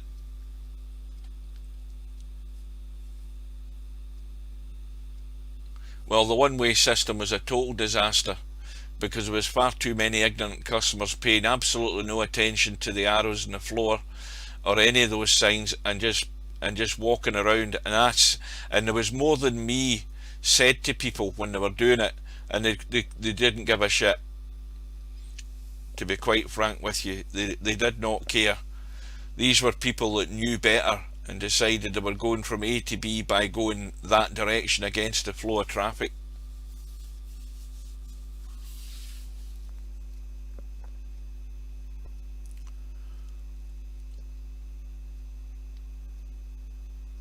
Well, I just think that I'm really lucky. I mean, as I said, I've said this before, and this is true right at the beginning, right even before this became the pandemic. It was like February. I was ill for a couple of days. Right at the beginning of this thing, I was ill, and I actually felt as if I had a cold, but I didn't have a runny nose. So even before I knew there was a pandemic or this thing was spreading, I felt unwell very early on for 2 or 3 days. and it never came to a cold. Do you know what I mean? You know when you feel as if you're coming down with something, and it never grew into a cold. You know, I did the usual. I took a couple of tabs and whatever, and I don't know whether I had something or not. But no, I've not been tested. I've not been offered anything. I got a letter through from the NHS the other day, as probably everybody else did, telling us that you know, the vaccinations are going to start, but you're not getting it. That's basically what it said. And I'll tell you something, I'm sort of reluctant to get it anyway, because you know, the fact is, they're telling you this vaccine does this, and then they're telling you you have to go back and get a booster, and then you've got 3 other vaccines in the go now. You know, let the guinea pigs take them and see what happens to them. That's what I say at the moment. And don't forget, the one thing you haven't got to forget is you're doing what a government's telling you to do, right? And you're also being part of a multi-million-pound thing where the money is more important than saving folks' lives. That's what it's about. You've got all of these drug companies all looking for their fair share, a fair share of the pie, and they're all quick to jump onto the bandwagon to produce these drugs in record time, when it takes years to develop a drug and get it properly tested. None of these things have been properly tested. Don't forget that before you dive in. By all means, let the critically endangered be the guinea pigs. You know, they're in their last legs anyway, so it's not going to make much difference to them. Is that not right? But take everything the government tell you with a pinch of salt. That's my advice, because we're all just heading to the precipice like a bunch of lemmings.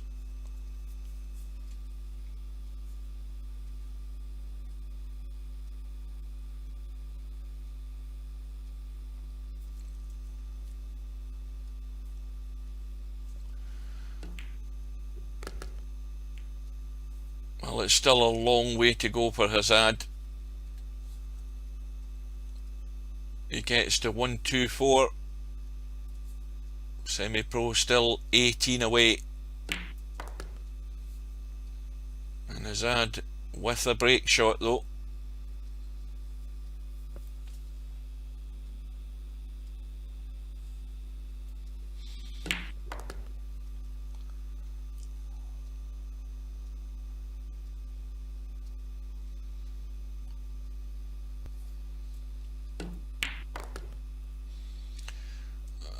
And I think he's gone too far. In fact, that's 7 balls below the pack anyway, so he's going to have to create some sort of physics miracle to get to this pack.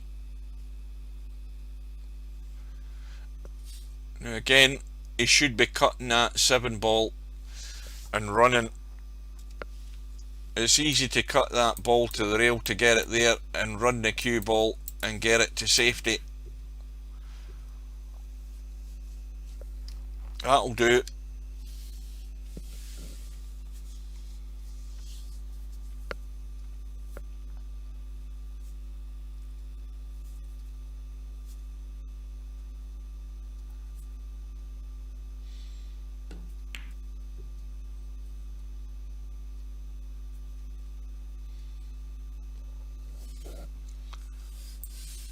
Now is HAZAD going to take the bait? He's got the 12 ball on show, and if he rolls this in, there's a strong chance if he misses it, he's going to leave the 14 on for Semipro to get the breakout. He's got to be careful. And has he covered the 7? No, he hasn't. That 12 ball is squirted out. And is Semipro going to take the bait? Because that 7 will go. it's tight, but as long as it gets flush to the rail, it's going to go.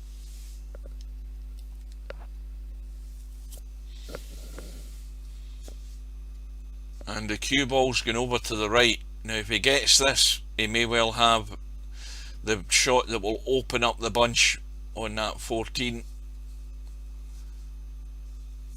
He's given it serious thought.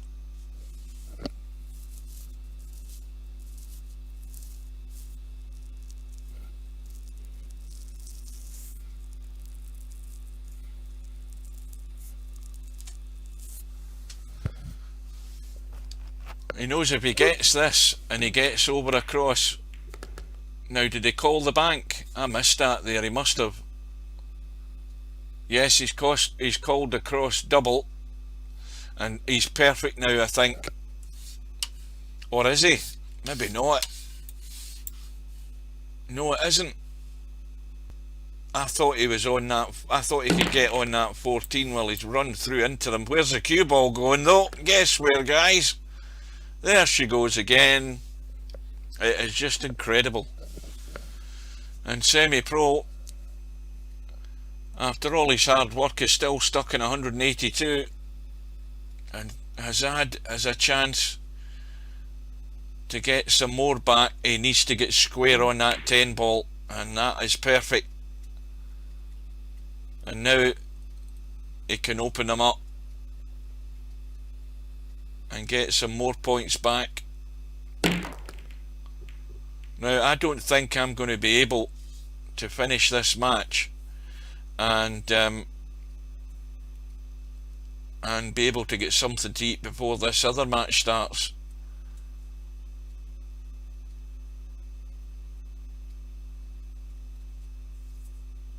And these balls are all over the place. I'll tell you what I'm going to do though. I'm going to be back in 2 seconds. I'm going to see what I can have to eat as a snack.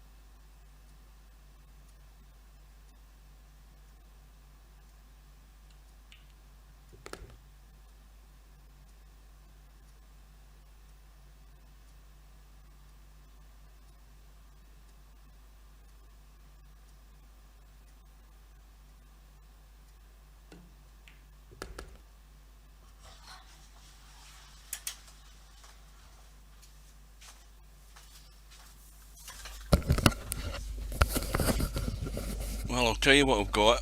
I've got my I've got my no. I had a takeaway last night. I had a curry last night. I have got one of Tesco's finest. What do you call it? Ham hock, leek, and potato in the oven. That takes 25 minutes. So doesn't matter what happens now. Oh, where's the cue ball going? Disaster again. Oh, unbelievable. Why did that not drop?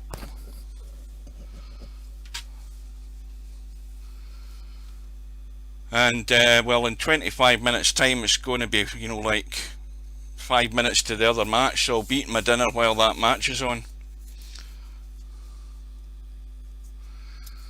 Well, this is a critical shot, big shot, and of course from that distance it was asking an awful lot to get into the pack, but it's 14 points closer to Semipro than he was 5 minutes ago, and now needs another good safety. He needs to keep it tight. He needs to stay in this match. And that 8 ball is on. Now is Semipro going to be enticed? He's not interested. But does that 8 ball go? Let's have a look. Nope, there's too much in the way. So we've got to keep an eye on the pack. And well, this match started at 4 PM this afternoon, and we're now rapidly approaching 2.5 hours, and we could be here a while yet, because both players are getting nervy, and HAZAD has got a bait shot here. It's a crazy bait shot. He shouldn't be looking at it. He's got a 5 that he can play as a shot to nothing, and if he overcuts it, it will go to the rail. But if he goes all out for it, he needs to bring the cue ball into the table for that 6. And this is an all or nothing shot, because if he plays this 5 and misses it and gets anywhere near this 6, Semipro will be going for it, and they're going to get nervy now. They're backing off, both of them, and waiting for a better opportunity. So the points are going down. HAZAD has lost a point from not hitting a rail, but he's just 42 behind now, and one good visit is all that it might be between them. Semipro looking to finish it, HAZAD looking to pinch it, and that now makes it even more difficult, having that 5 ball up the table. HAZAD's got to be careful here, and those balls are still stuck as a solid cluster, so there's nothing on.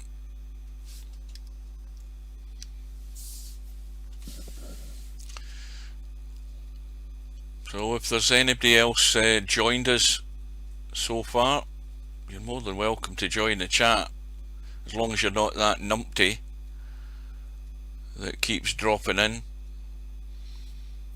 I think they've gone. You know, as soon as they know they're not getting any success out the text to speech thing, they're off. Well, Semipro is going to take the bait this time. Now, is he going to go inside right, off the top rail, right side rail and into the pack? No, he's gone straight for it, 100%, and now he has his chance to finish the match, and that could well be HAZAD's last visit. Semi might try and get into them again here of this 15. Cue ball running, the 8 ball acted as a blocker, stopped it going in, and well, how many does he need? 16, so he needs another rack, and he's got a couple of balls that will aid him in that achievement. He's got the 4 ball there, the 10 balls there as well, and a not too good 6 ball. It will do as a push if he needs it, but he's looking good here to finish it off.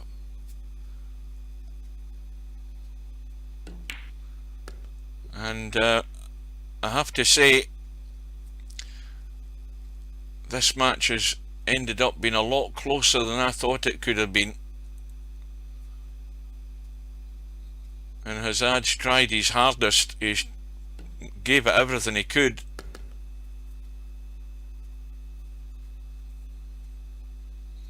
There was that one visit he had where he just got 6. That might be the difference.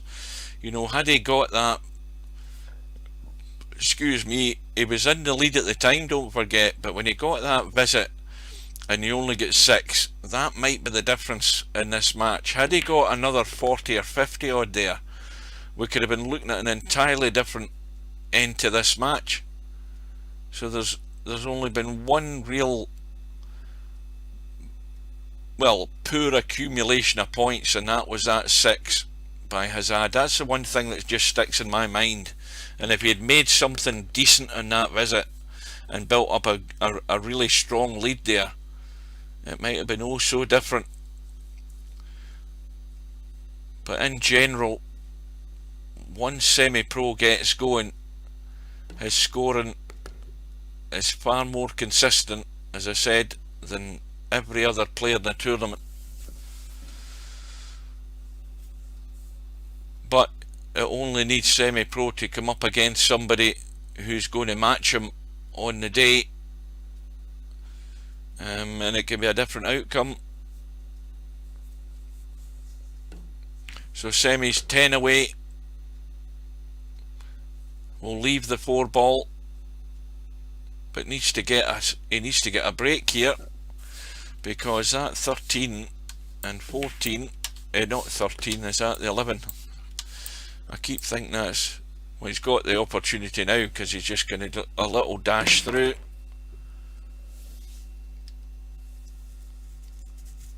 And well, what I'm going to do is just once we're finished, we'll have a look at the bracket, and then I'll kill the stream, and we'll be back just before the top of the hour. Well, presuming that that McClarkey and Mooncake are going to show, and I wouldn't have much doubt that they should.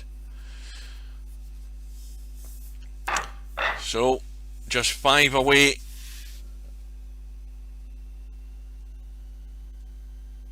Well, HAZAD, it's not over. He's going over to that one lost side, and Semipro has missed the break shot, and this really is last chance saloon for HAZAD, and he's got to start, and he needs to get his highest run of the tournament. He needs a 60 and out to pinch this match. Excuse me.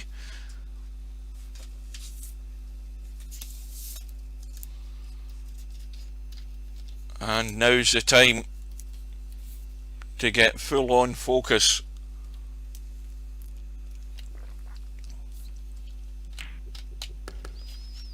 Because he's got the chance here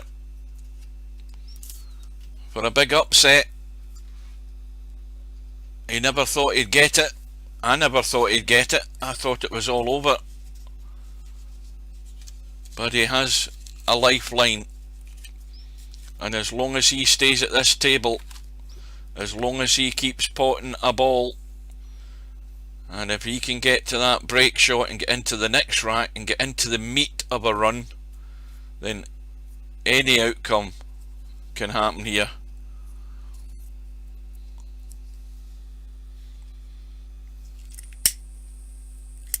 Well, it wasn't again, it's just a simple thing of potting the ball. He needed decent pace to get them open, but the difficulties where he was playing the break shot from.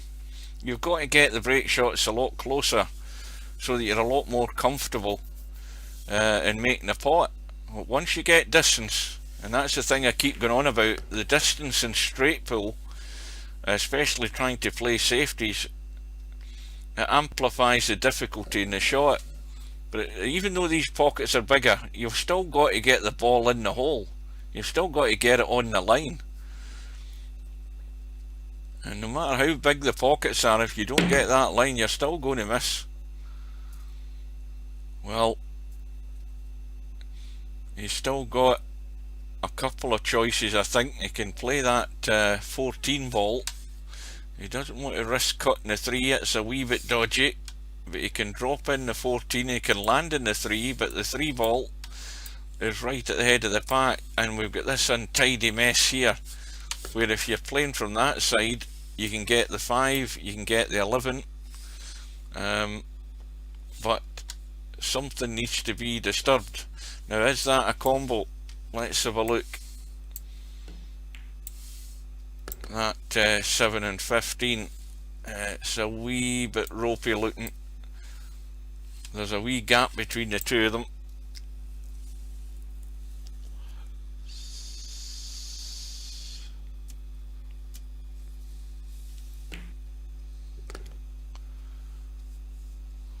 Well, hitting the ball too hard is certainly more of a problem on the normal tournament tables that we play, especially you know, Friday night 9 ball. You'll see it all the time, where guys are hitting a ball firm, and as soon as it touches the jaws on the tournament pockets, it generally will stay up, it will rattle and stay, and very often it's the pace that keeps them out the pockets.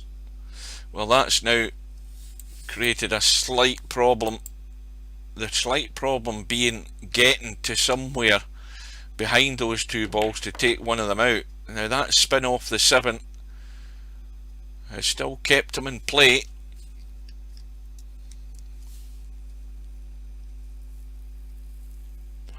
I'll tell you what, if he gets to 180 in this visit, then I'll start getting excited. He's on 151, and it's all going to hinge again on keeping focus. He's got to keep telling himself and thinking about what he's doing. He's gone dead straight in the 7, but if he's going to roll the 7 in and leave that 15, it's not a great break shot. I mean, the 7 would be by far the better break shot, and he's got a good way of getting it. If he can pot that 1, get out to about there, he's got a good angle this time, and there's not a great distance between the ball and the rail, but he can then get that cue ball sent into the pack.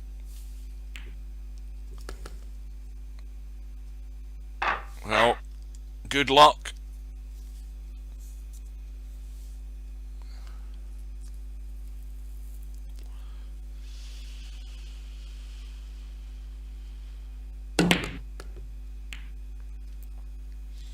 Well, he's just caught the top of the pack, and that's all he needed, but he's got an awful lot of a mess there and not much more to choose. He needs to get squarish on this 5. This is where it needed a good position. Well, he's taking a risk, and he's opened him, got a bonus ball, he's on the 1. Is he going to draw off the 1 as well? He might as well, seeing he's had a blast there to get into them.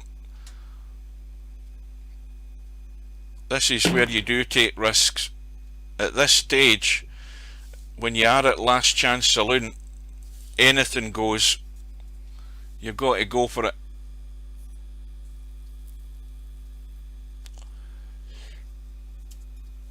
Yeah, you do send that ball offline, no doubt about it. But I think the stage that this match is at now, it's all or nothing for HAZAD. He's got to take those risks now, because he might. I mean, he's as far as we're concerned, and everybody else, I mean, there's no way he's going to get another chance. And this is the beauty about the straight pool. You can be down and out virtually, and you get that one chance. and it's about holding your nerve. Keep to the plan, keep to the game plan, stick to the disciplines, and you've got a far better chance of getting there.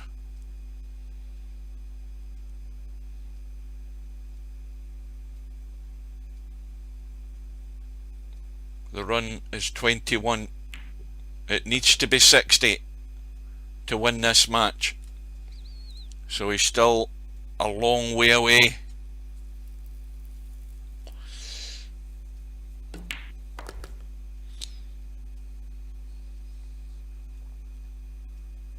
And we didn't think, at least I didn't think, that HAZAD was going to get another chance. If Semi had got that break shot, it was all over. He got the break, but he didn't get the break ball, and this is a result of it. And this is why nothing is a dead set in this game.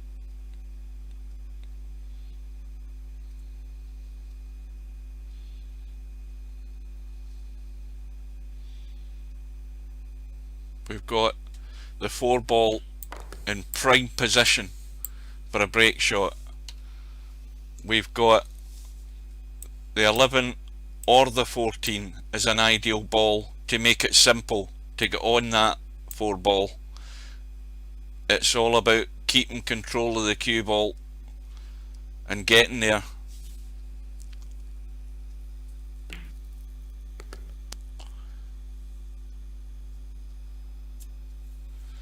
Well, that almost got out of hand there.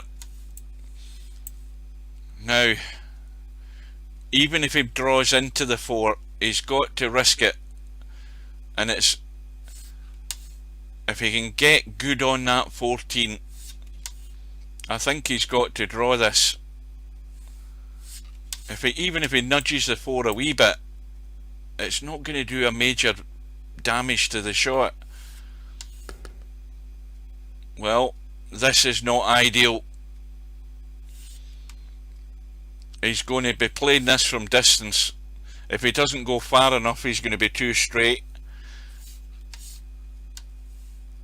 If he let's see how far he's prepared to go. He's missed the ball, and that, I'm afraid, might be it. Even where he was there, he had enough angle to catch the corner of the pack. Semipro now has got to get there, and the run ends in 27.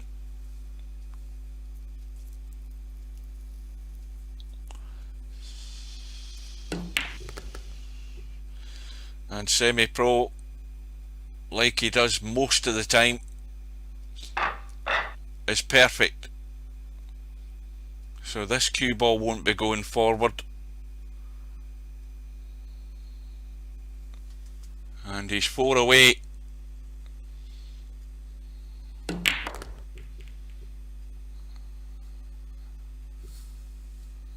And he's got a shot in the 5. And all 4 balls are there for him. He just needs to drop down to the bottom rail or leave a gap. Well, he's still got a bailout ball up the rail if he needs to. Not prepared to risk a combo at this stage. He's just looking to get those 4 points. And now the roll in the 2 will send Semi through. And it's been a valiant effort by HAZAD, and I'm sure Semipro has had a scare, but Semipro is the winner. He goes through by 200 points to 167, and I enjoyed that. It had the potential of being a big upset, but HAZAD couldn't quite make it. But well done to Semipro. Consistency does win through in the end, and he marches on. But HAZAD has got a lot to build on from that match, because if he applies himself the same way on that loser's side, then he's going to be trouble for anybody. So let's have a quick look at the bracket, and if my voice can hold out. Well, why is Semipro show? Oh, it's gone to 200 now. That was weird. Oh no, mind you, because that's the match updating, isn't it? What am I talking about? Don't panic. Semipro is now through, and he's through to play the winner of Larry and Cobra. So he's through for the hot seat match, and what one of those two is going to meet him. So on the one loss side, just a reminder guys, we have the match coming up in about 15 minutes time between McClarkey and Mooncake. It starts at 7 o'clock. The one loss side, race to 150. I'll be there, and I hope you can join us. I'll be eating my dinner while it starts, once my dinner's ready, and I will see you again very soon. So take care, and I hope you can join us in about 10 minutes time. Thanks for watching.